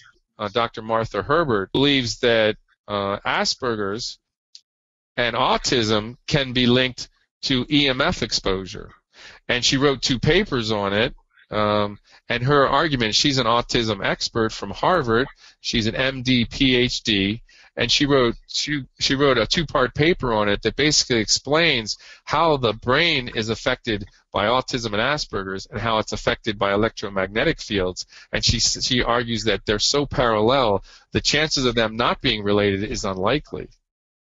She also says it would explain why we had this tremendous increase in autism disorders, and that it kind of parallels the increase in electromagnetic exposure from cell phones. And I know that I've read studies and articles on clusters of autism in high-tech areas. And unfortunately, they're looking at the genetics of the parents when they should be looking at the electromagnetic field exposure of the parents. Most likely, it's the parents, the father's exposure to EMFs and his sperm being affected. The evidence on reproductive harm is very clear, and the studies are very easy to conduct. You measure someone's sperm count, then you put a wireless laptop on their lap for half an hour transmitting, then you measure sperm and you see sperm mutation and death pretty shortly after. So those effects are very clear, and yet we're exposing our children to wireless laptops in schools and possibly affecting, their future reproduction. What we do know is fertility is down in industrialized countries tremendously. And I do know fertility experts that are recommending men who can't get their wives pregnant, to not carry their cell phones in their front pocket and microwave their testes. So we have a tremendous problem here. We need to start talking about it. We need to understand that the industry has a tremendous PR machine that spins and minimizes any type of evidence that comes out on science that comes out showing health effects. But we are the evidence. And contact me if you're electrosensitive or having effects, because people are getting sick. 5gharmful@gmail.com, so we can share tips on how you can minimize your exposure, and so you can let your elected officials know that you're getting sick from this. What's very sad is it usually takes about 8 or 10 years of exposure before people figure out the connection. It shouldn't take that long. We should be warning people about possible health effects. We should be measuring biological effects wherever we put one of these transmitters, but we don't do that. That's sad. We should be testing these frequencies, and this is the solution, for biological, non-thermal biological effects before we roll them out. Understand this, with 5G, we are rolling out about 5 times as much spectrum as we have ever had for wireless. And these frequencies are not being tested for non-thermal biological effects. We are looking at heating and above. We need to test these frequencies. Frankly, some of the frequencies may be fine or less bioactive. Some of these frequencies are going to be very bioactive. Unfortunately, these smart meters use frequencies that were very bioactive. But some smart meters were worse than others because they use different frequencies and are differently modulated. We're not looking at the frequencies, we're not looking at the modulations or the pulsations. And we should be. This is one of the things. So warning people about possible health effects, measuring health effects for these transmitters when we put them out, testing frequencies before we roll them out, using wired connections, especially with vulnerable populations, instead of wireless, and in conjunction with wireless to maximize our benefits and minimize our exposure to wireless radiation. This is the solution, along with our health standard not being held by the FCC, a spectrum auctioning agency, but a health and safety agency, like the EPA that has qualified people to look at it and used to look at it. Or like the NIH that has funding to look at cancerous and neurological effects in depth and make recommendations for what our human standards should be. They should hold the standard, not the FCC. What we have is completely inappropriate, blatantly inappropriate. And if I hear one more person say, well, it's safe because it's within the FCC guidelines, you know, I'm going to scream. Because the FCC isn't the proper agency to hold the standard, and the guidelines that only look at thermal and heating effects isn't the appropriate standard. And that's how they've gotten away with this. And that's how they, frankly, that's why I said I think they're getting away with murder. It's time we take back our health. It's time we take back our communities. It's time we take back our political process. Unfortunately, with 5G, the 5G rollout, we cannot wait anymore. We can't wait anymore, and we can't leave it to anyone else. It's your problem.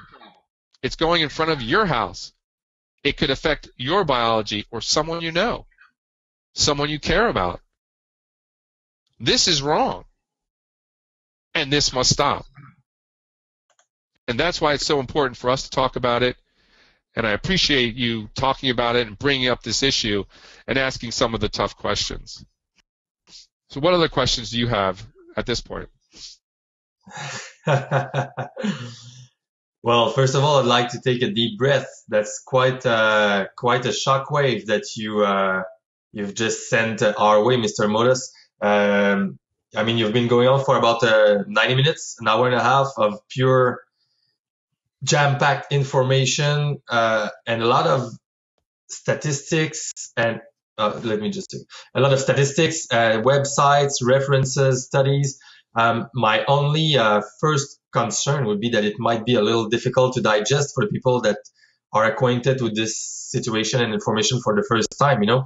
So usually people will probably just go ahead and put you in the box that's like, you know, you're with conspiracy theorists and stuff like that. And they'll say, yeah, he's saying that his side has a lot of studies, but on the other side, they have all their studies as well. So it's just a game of just who twists the number, who twists the studies. Do you guys do the same thing as you're claiming that the other side is doing? I mean, some people can just probably get lost and probably just, since it seems like it's too complicated, they'll just like put it off the back of their hands. Is there any way that we can just understand that your studies are the best studies, because it starts from the truth? And if you use the scientific method properly, it should lead to, you know, realistically just one truth. Is it harmful or is it not? How do we know? All good points and very good questions. Let's start to address all that. So, because we have proliferated wireless to such a degree, now they're saying that 95% of people use wireless cell phones now. When you have 95% of your population being exposed to something, if you have any evidence that this might be harmful, you should exercise tremendous precaution. And we already have the World Health Organization saying it's a possible carcinogen. We already have that. So we should exercise tremendous caution. And we have a safe way, and that is wired connections. So when in doubt, leave it out. if you have even a minority of studies that show health effects, we should favor that minority, and our government should favor that minority. In terms of neurologicals, the majority of studies show neurological effects. In cancer, it's kind of like it's back and forth, back and forth, back and forth. But what we know is they're funding their own studies, they're funding their own experts, and it's really financial might over right. Financial might over right. But I talked to one expert, it is Dr. David Carpenter, and he made this very good point, and he's the director of public health at the University of Albany, kind of close to Canada.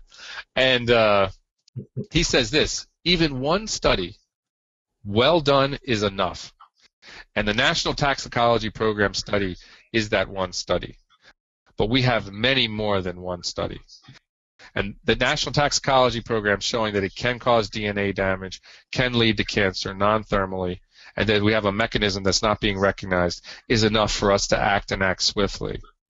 The fact that we are now focused on vulnerable populations, I think, is despicable.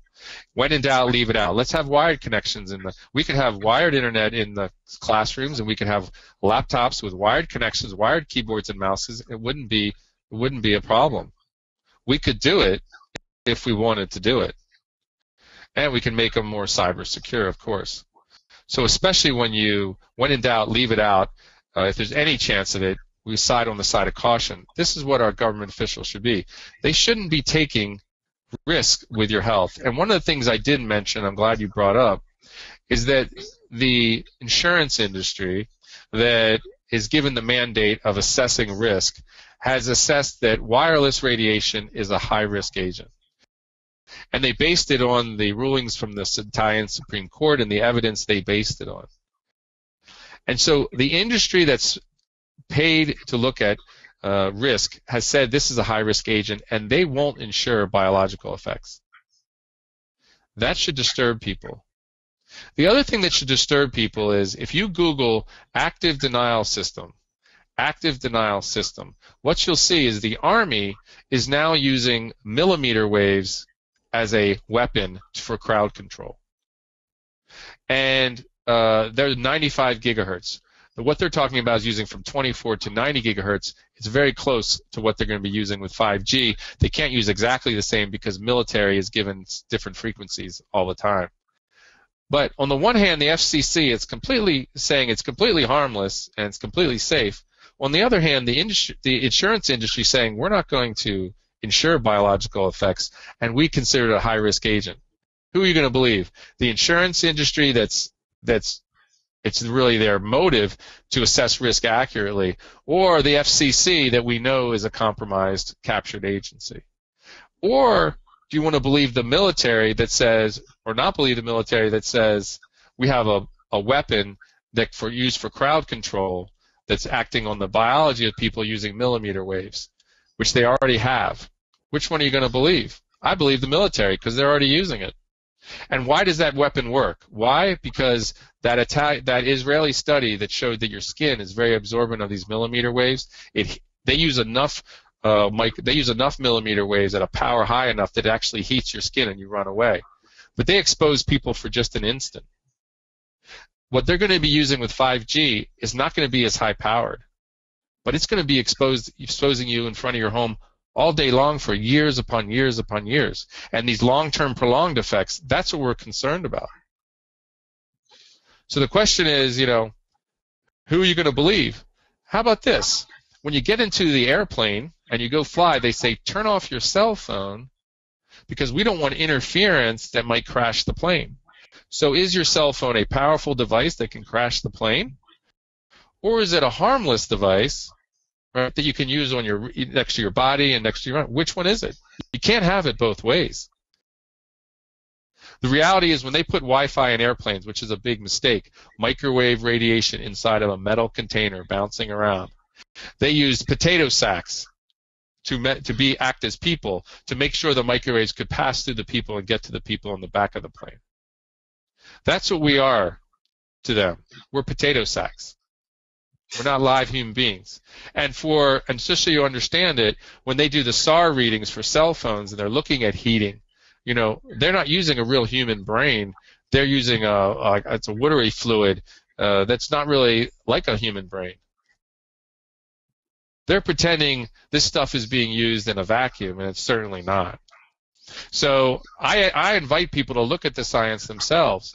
But when in doubt, I don't want the government playing Jeopardy with my health, and I certainly want to have a say if it's going to go in front of my house.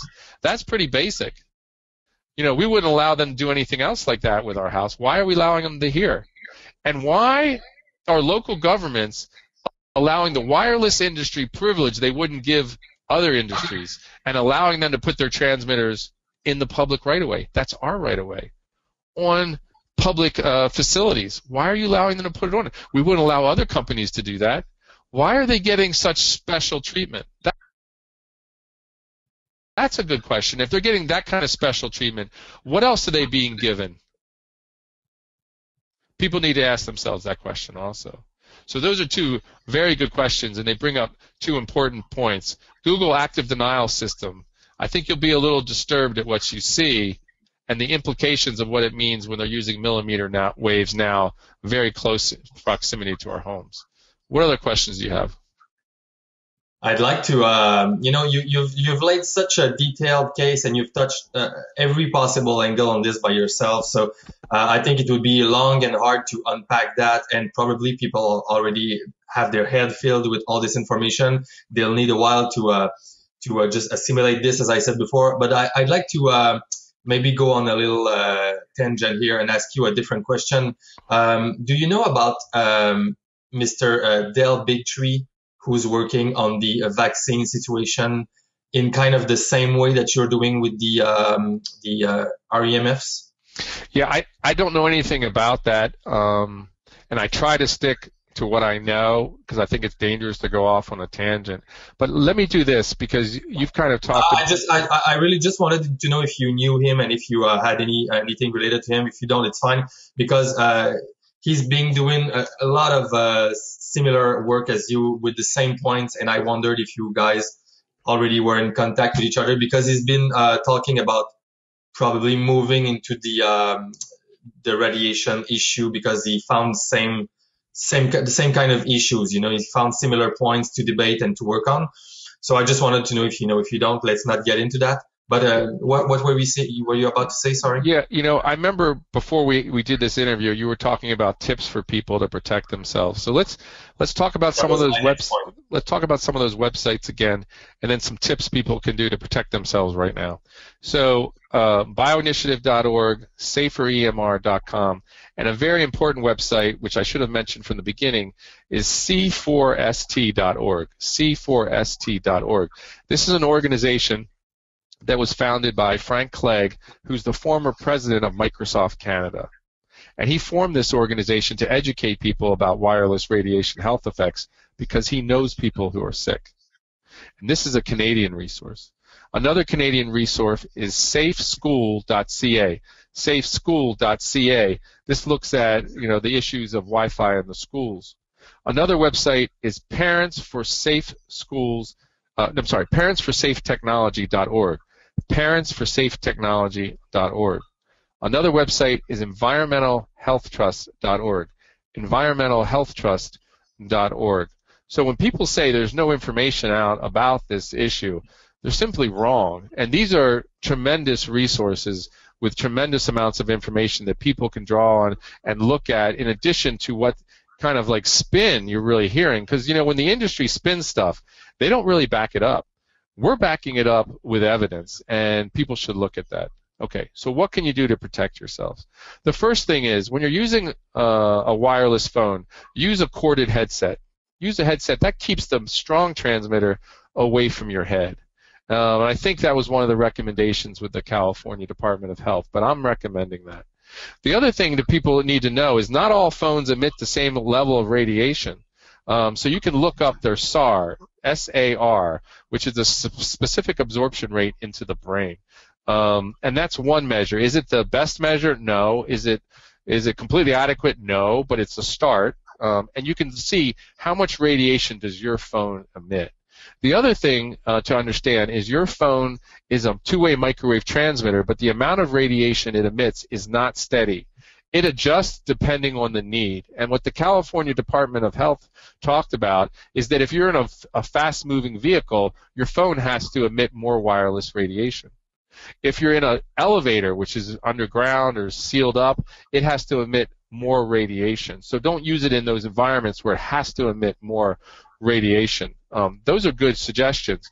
And then, if I were telling a friend of mine, I would tell them to use a flip phone with the old flip phones, which still make calls, still get text messages, but aren't connected to all the apps and aren't pinging to all the apps so much. They emit, I've used flip phones, I've measured flip phones that emit 100 times less radiation than new smartphones. So not all phones are created equally. And then, as the California Department of Health recommended, keep these devices away from the body. Don't put them in your front pocket because they ping to the tower getting ready for a call to come, very regularly. Don't put them in your bra because we're seeing women reporting breast tumors in the spot of their transmitters. And so we're seeing that happening also. Don't put it in your bra.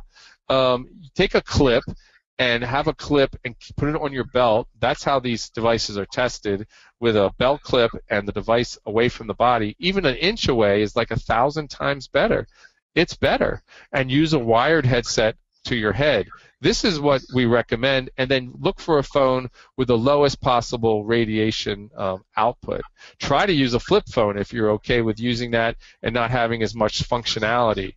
Some people use a flip phone for all their calls and texting, and then if they need it, they use another phone for like Ubering or things which can only be done using a smartphone. So I think these are the kind of common sense things that can truly help us. Now, my understanding also is that AT&T and T-Mobile use a different system than Verizon and Sprint. They use a system called GSM. And my understanding is that GSM is an older system, it's less efficient, so therefore it has to emit more radiation, especially when you first pick up the call. So if you want to use a system that's feeding your device that emits less radiation, you want to use Verizon or Sprint that use a newer system called CDMA. But I also know that Verizon and Sprint are moving to GSM systems, so they're available worldwide, and the world tends to use GSM. So in general, you can look for a CDMA phone that emits less radiation. That's another helpful tip that most people, I would say most people, don't know about. What's the other thing? What the California Department of Public Health said is don't sleep with your phone next to your head. Why? Because it transmits regularly and during the night, and that those emissions can affect your melatonin and affect your quality of sleep. So what should they do? Put it on airplane mode. The alarm clock still works. That's fine. Move the phone, still move it farther away from the bed. That's a good idea. Turn your Wi-Fi off at night. At least turn your Wi-Fi off at night. At night is when your body rests and recovers, and it's critical that your body rest and recover as well as possible. And the other thing is, if you're in an environment with lots of Wi-Fi, you need to dry out in the evening. So try to turn that all off. When you get home, forward your stuff to a landline phone. Use that. Put your phone aside for a while your body has some time to rest and recover. Ideally, you don't even use Wi-Fi. You ask your provider, and you can call your provider and ask them to turn the wireless off in your router. And there's usually a hole in the back of the router. You plug a cord into the hole, and you run the cord to your laptop, and then you work the laptop, turn off the Wi-Fi and the Bluetooth in the laptop. And then use a wired keyboard and mouse. That's the safe setup at home. And one of the things I forgot to mention about cell phones is, not just for the power's sake, but if you're using each smartphone has 4 wireless transmitters. 4. That's Bluetooth, GPS, cell, and one other one. Anyway, and Wi-Fi. And so if you're using one of them, turn the other ones off. So for smartphones, and this is worth repeating anyway, put down the phone and use a wired headset so you don't have to hold in your hand even, and you don't get all that wireless. Some people, when they hold a phone, they feel tingling in their hands. That's the neurological effects. The FCC says that's impossible. If it doesn't heat or burn you, it doesn't hurt you. They say that's impossible. They say it's impossible for it to give you a headache, and when you take the phone away, you got a headache. But that's what we're seeing, neurological effects. So put the phone down, use a wired headset. People also need to understand that portable phones at home are a real problem. because portable phones at home, a lot of them run on 2.4 gigahertz or 6 gigahertz or 5 gigahertz. That's 5 billion waves per second, and those portable phone base stations transmit all the time. They transmit all the time, and a lot of times it's a very disturbing kind of pulsation and modulation that they use. Get rid of those portable phones. Those base stations are wicked, and the handsets themselves are wicked. And if you unplug the base station because you're not using it, which is a good idea, you have to take the batteries out of the handsets so they don't transmit all the time looking for the base station at even higher amounts. So these portable phones are really a bad idea. So that's very important. So we have wire connecting our computers and our internet, turning off the wireless in our routers. We have getting rid of these portable phones, using corded phones that are put them in each room that don't run out of power, are clearer, people will hear you much better. Matter of fact, when you do radio, they want you on a landline because the connection's so much clearer. So definitely do that. And the other thing is, how about paint? I've read some stuff about paint. You know what? That some paint that blocks the waves in the house or apartment. Is that something that you would recommend? Now, there are companies that sell shielding. There's a company in Canada called Safe Living Technologies, SLT, and there's a company in America called Less EMF. But for people who I know who are sick from wireless radiation, young people, they don't like using shielding because it's very tricky. Because shielding is a misnomer because it doesn't really shield as much as it absorbs and redirects the energy. Oh. So depending on where that energy is redirected, you could have a bigger problem. Yeah. And then the other thing is your shielding, if you have electromagnetic fields inside the shielding, will bounce off of the shielding and back to you, and so you get problems with reflection. So most of the electrosensitive people I know don't like using shielding. It's too tricky. And that's why we're back to the point of prevention, of just lowering our exposure. Now, people can get meters, electromagnetic frequency meters, and they can go around and measure their house, and they can sleep in the place that has the lowest levels, which is a good idea. And that's what building biologists do. And people can look up building biologists and ask them if they have training and expertise in electromagnetic field work. And they can come to your home and assess your home for electromagnetic fields and find the safest place for you to sleep and work and talk about ways you can minimize your exposure. But we're talking about a lot of those ways right now. But the other thing is... do you have a number that is safe for people to sleep under, or is it different or for people? Yeah, there are different levels, and there's safer versus safe, and there are different levels in different countries. The Bioinitiative levels recommended 0.0001 centimeters. Make sure I get this right. Microwatts per centimeter squared. Microwatts per centimeter squared. That's not going to mean a lot to your audience, but the building biologist can help you figure that out. But obviously, you want to get the lowest level possible in your home, because what's natural is billions of times lower. What's natural in our environment, what our species evolved with, is billions of times lower. But let me get to this point because I think it's important. These devices that are emitting continuously in your home, these wireless devices, should be minimized. That's wireless alarm systems that are constantly exposing the community. I think those should be minimized. The Amazon Echo and things that are constantly just putting wireless into the environment should be minimized. Listen, you can do all this on a wired laptop. You can do any of these things on a wired laptop and probably better. And we should be insisting that all these be able to be done on apps on wired laptops so that we can have the same functionality and tricks and trinkets, but not be exposed to the wireless radiation like that. So alarm systems, baby monitors, a lot of these wireless companies say, well, it's no worse than a baby monitor. Well, wireless baby monitors aren't healthy either. Portable phones aren't healthy either. All this stuff needs to be minimized and use wired connections in favor of wireless. The problems with 5G is in your home, you can make those choices if you know, and most people don't know. But with 5G, you're not going to have any choice. This is going to be mandated in front of your home. You're going to be exposed against your will. And it's frankly harmful and irresponsible.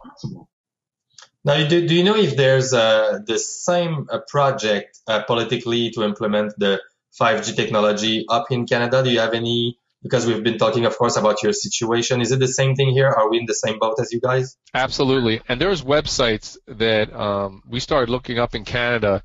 There are websites that show the location of cell masts or cell towers in Canada. And there is a tremendous amount of saturation in Canada in terms of wireless radiation exposure from cell towers already. And people can find the websites if they look on it. We'll give you that to put up on your notes. I don't have it right on the top of my head because we just found it. But absolutely, 5G is coming to Canada. Is already coming to Canada. Because you're like we sometimes we see ourselves as your little cousins or something like that. When something goes up your way, it starts in California, then moves to New York, then it's Toronto, Vancouver, and Montreal. Like we always follow you guys. So I'm sure we're in the same direction as you. Absolutely. Yeah. And I got to tell you, Canada has been wonderful about talking about biological effects, but much better than the U.S. So in terms of health effects, it's going the other direction. And Frank Clegg should be really applauded for forming an organization and putting his resources where, his concern is. And people should look, c4st.org. That's a Canadian organization serving Canadians explicitly in trying to get more protection and more awareness in Canada. And safeschool.ca is a website I've referred to in the past. Yeah. So tremendous things are happening in Canada. Professor Magda Havas has been on the cutting edge in talking about wireless radiation health effects, especially neurological effects, for a long time, was one of the original people to talk about it. She's an environmental scientist, and she should be commended for her tremendous work. This is really a global problem, and we need a global awareness and a global awakening in terms of health effects and a global action to protect ourselves. It's funny. I was talking to someone, and after talking to him, this is a person who has symptoms themselves, she goes, it's funny, I'm watching TV and I see a commercial for the latest wireless device, and then I see the next commercial to raise money for cancer, and no one's seeing the link. But there absolutely is. And there lies the irony. Absolutely, it's a grave injustice, and the time to stop it is now. I've dedicated my life to doing this, and that's why I'm in Washington, D.C., and I plan to run for Senate in California to raise awareness regarding this issue once again, and try to get some dialogue going, because California, the Berkeley Ordinance warned people to keep devices away from their bodies, and now the California Department of Public Health has kind of expanded that across California, has done some tremendous things. The Bio-Initiative report is out of California as well as New York, so they've done tremendous good there. So hopefully California can lead the way. The problem is the wireless industry, and the technology industry is very strong in California. So we have a tremendous challenge, and all of our efforts to warn people have been met with tremendous resistance, and the industry has not been hesitant at all to use their resources to crush any type of to try to crush any type of effort we have made to warn people. People need to understand the Berkeley Ordinance that simply said, we are telling you about the warnings that are in your device already. That's all it did. Was challenged, twice in court by the industry to try to shut people up and not tell people about what warning is already in their device. Even telling people about the warnings the industry is already giving us was met with tremendous resources and tremendous resistance. This is like legal bullying. This is definitely corporate bullying. It needs to be stopped, and people need to know what's happening. This is not a level playing field. They are beating us down, and this has definitely been an issue of financial might over right. You've said that you spent your life working on this and talking about this. Can I ask you, What's the elements that started this path for you? How come are you so passionate about this, Mr. Modus? What Yeah, came up people. in your life that you said, this is an issue that I'm just gonna dedicate myself to, and I'm gonna try to spread the word? What happened to you? Okay, so people need to understand, we are the best evidence, and we are the evidence.org, basically makes that point. But I I was working as a medical social worker in the hospitals, and I saw the lawyers and the salesmen and the young guys that were using a lot of wireless coming in with brain tumors. And I was working with the doctors who asked them about their cell phone use. So that was my first indication that there was a problem. And I remember keeping it in mind. I left working at the hospitals. I eventually went to the school district, Los Angeles Unified School District, and unfortunately, 3 of my colleagues developed brain tumors. They didn't smoke, they didn't drink, but they used a lot of wireless to the head. Our job is to communicate, and we communicated quite a bit. And after my experience in the hospital, I started looking at the research. And what I found was tremendous evidence of harm. And I asked myself, why didn't I know about this? Why didn't anyone tell me this? Why didn't anybody tell my colleagues? Why didn't anybody warn those salesmen before they got the brain tumors coming in the hospitals? And that began, my journey. And at the same time, Los Angeles Unified, that used to be really very progressive and passed 3 resolutions as a school board saying that we prefer wired connections over wireless due to possible wireless radiation health effects. The school board was on the cutting edge in terms of looking at this for 10 years.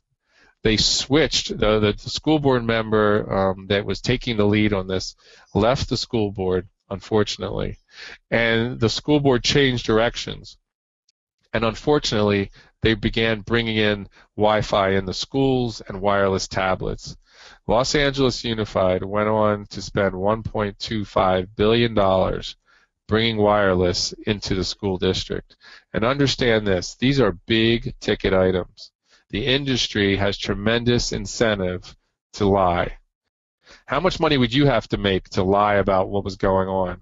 $1.25 billion. Now listen, I don't believe in conspiracy theories, and I don't see myself as a conspiracy theorist. What I believe is this is an industry that is looking out and pushing its product at all costs and looking to expand its markets at every corner, every turn.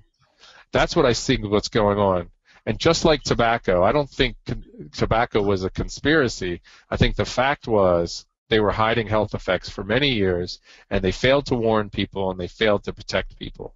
And we have what happened with tobacco again here, that the wireless industry has taken the tobacco book of creating denial and creating doubt and mastered that book. They've mastered it. And it's been easier for the wireless industry because with smoking, you can see the smoke and you can see the problem. But with wireless, you can't see, feel, or hear it. But what's worse about wireless is, with tobacco on average, it takes 30 years of smoking tobacco for tumor growth. With wireless, we're seeing 10 years. So we're talking about something 3 times as carcinogenic as cigarette smoke. And the other problem with this is, unlike tobacco, if I smoke in my room, you on the other side of the wall won't be affected by my smoke. But with wireless, if I'm using a wireless router, it passes through that wall and you're affected on the other side. So what we have is a very efficient, right, and dynamic distributor of an agent which is carcinogenic, neurotoxic, and genotoxic. So there's much more reason to be worried about wireless. And now with the industry's plans to have low-lying balloons emitting 28 gigahertz wireless across our planet, every spot of our planet, people should be up in arms. I certainly am. With the idea of them now trying to push GPS transmitters on land so that the transmissions are much more on land instead of from satellite, you should be very, very concerned. So we have a huge problem here, And it's time, this is not a conspiracy, I'm not a conspiracy theorist, but it's time that industries be held responsible for their really blind pushing of a product and not taking into account the public health impact and not being the purveyors of how can we do this safer and still do it. I mean, I believe you can develop a safe technology. I believe we can find frequencies that are much less bioactive. I actually believe personally that we can find frequencies that are actually healthy for the body, if we would look, but they're too afraid to look. Well, there's natural frequencies everywhere. You know, the Earth emits a natural frequency, which is very healthy for us. It helps us to regulate our cycle, our circadian cycle and everything. So there has to be good frequencies somewhere. But probably if something is good at one point, if you turn it up on the other direction, it becomes bad. We're going to come to a close here, Mr. Modus. I want to thank you for your time. You know, just to acknowledge what you've said concerning the symptoms, and you know, I've been experimenting myself. You know, in my own path, I've been experimenting with intermittent fasting for about 2 years now, and since I've started that, I've been very more in touch with my own body. And one thing I've noticed is now when I touch my cell phone, my screen with my hands, when I flip the screen, I feel the static energy. Exactly as you said, I feel it all the time on my fingers, and sometimes it stays there for a few minutes, and it's very special to see that. So I can only see that this might be the tip of the iceberg, and that the implications might be much deeper than this. And as well, I just want to say for the listeners out there, you know, I haven't spoken a lot today, but I recommend one book that I've been reading because you've mentioned, you know, I'd love to speak 6 hours with you because there's a lot of things that you mentioned that I've a lot of interest in, and it's about the fact that the body is electromagnetic itself. And this is a huge thing that I think our current science paradigm might probably have to shift towards to in the, I hope, close future. And I would recommend a book by Robert Becker to everyone who's interested in this called The Body Electric. And this has opened my eyes to a lot of things about this and to the problem of Wi-Fi, because in this body, he talks about all the studies that were done in the 70s and the 80s, 30 years ago, about the dangers of radiation. So I just wanted to mention that for the audience. And before we close the call, probably I'd have maybe one last question to you if you want to, if you have any idea. Have you seen in your researches any hope or signs of a different technology, a different way to spread the Wi-Fi or to have like, free wireless energy? You know, of course, when we talk about this, you know, the first name that pops to mind is like Nikola Tesla, you know, with his all the stuff that he had that supposedly has been suppressed and everything. Did you have any sign of something like that that could give us like a beam of light of hope for the future?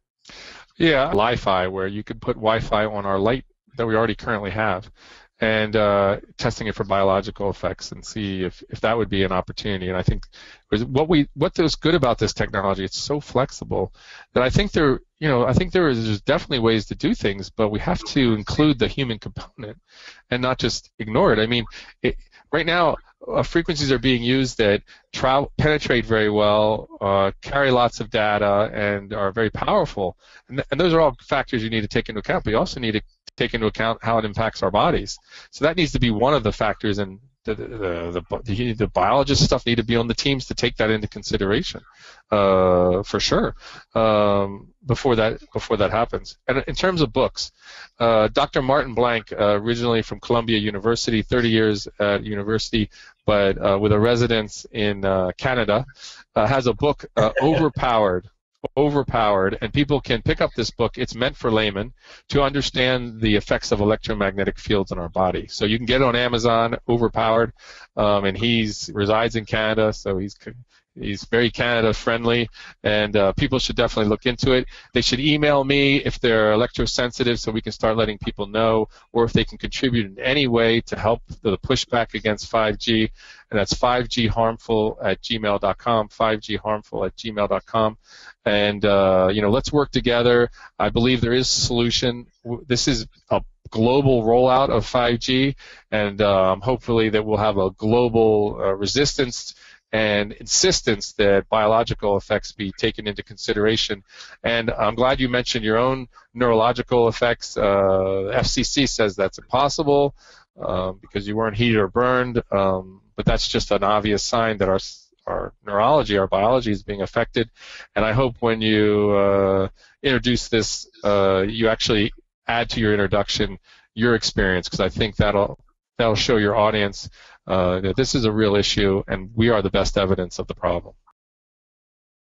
We are, and once again, Mr. Modus, I'm looking to try to build bridges and talk about these sensitive issues, and you've certainly been very generous in talking to us today, and giving us all this great expose about all the benefits and the certainly negative aspects of this technology. I hope that if people have doubts and are skeptical, that they will go and read the studies, consult the websites that you've mentioned today, and make a mind on this case that's more, if I can say, holistic and encompassing all the evidences before judging with what they know.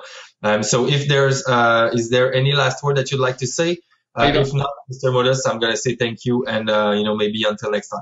Okay, now I tried to be comprehensive, because when the industry says there's nothing to this, they make quick little bursts, they make quick little comments, they don't back up anything. I tried to do the opposite. I tried to be thorough. I tried to explain how this has been done, how it's been hidden over time, and really why it has been done, the profit motive. Once they realized there was an industry behind it, there was studies done by NASA, and we have them. There were studies done by the Air Force, the Navy, we have them. Once they realized there was a powerful industry behind this, that funding stopped. And I remember one of them, I think it was in a NASA study, that said, just with a couple more $millions, we could figure this out. We could figure out how electromagnetic fields affect our body. But they never got that. And, the NTP study was commissioned 16 years ago. Since then, there's been very little funding looking at this issue. We've had to rely on studies done in other parts of the world. But luckily, if we put all those studies together, we clearly have enough scientific proof to show that wireless radiation is harmful and should be minimized, and that we need to take action now to minimize it, not maximize it, which 5G is doing. 5gharmful@gmail.com. Contact us. We need everyone's help. This is a team effort. Unfortunately, this is a team problem. Mr. Kevin Modus, thank you very much. I want to wish you good luck for your Senate candidacy for 2018, of course. I know your positions on this are probably not as popular as you wished, but I hope that you'll be able to enter there and maybe try to change stuff from the inside as much as you've been trying to do it from the outside, all your life. So thank you for your fight. And, it seems to me like you're very fighting for the people, and you're trying to just, have us live in a better world that's safer for us all. So thank you very much. I want to commend you on this, and maybe in the future we'll see you on top of this solution that has been resolved. We can only hope for this. Thank you very much. Yeah, you're welcome. And I encourage people to share this video with others, get the information out there. That's the solution. Let's raise awareness, and let's take back our health and take back our country. All right. Keep on fighting, Mr. Modus, and have a good 2018 year. All right. Thanks very much. Thanks a lot, Gabe. Bye-bye.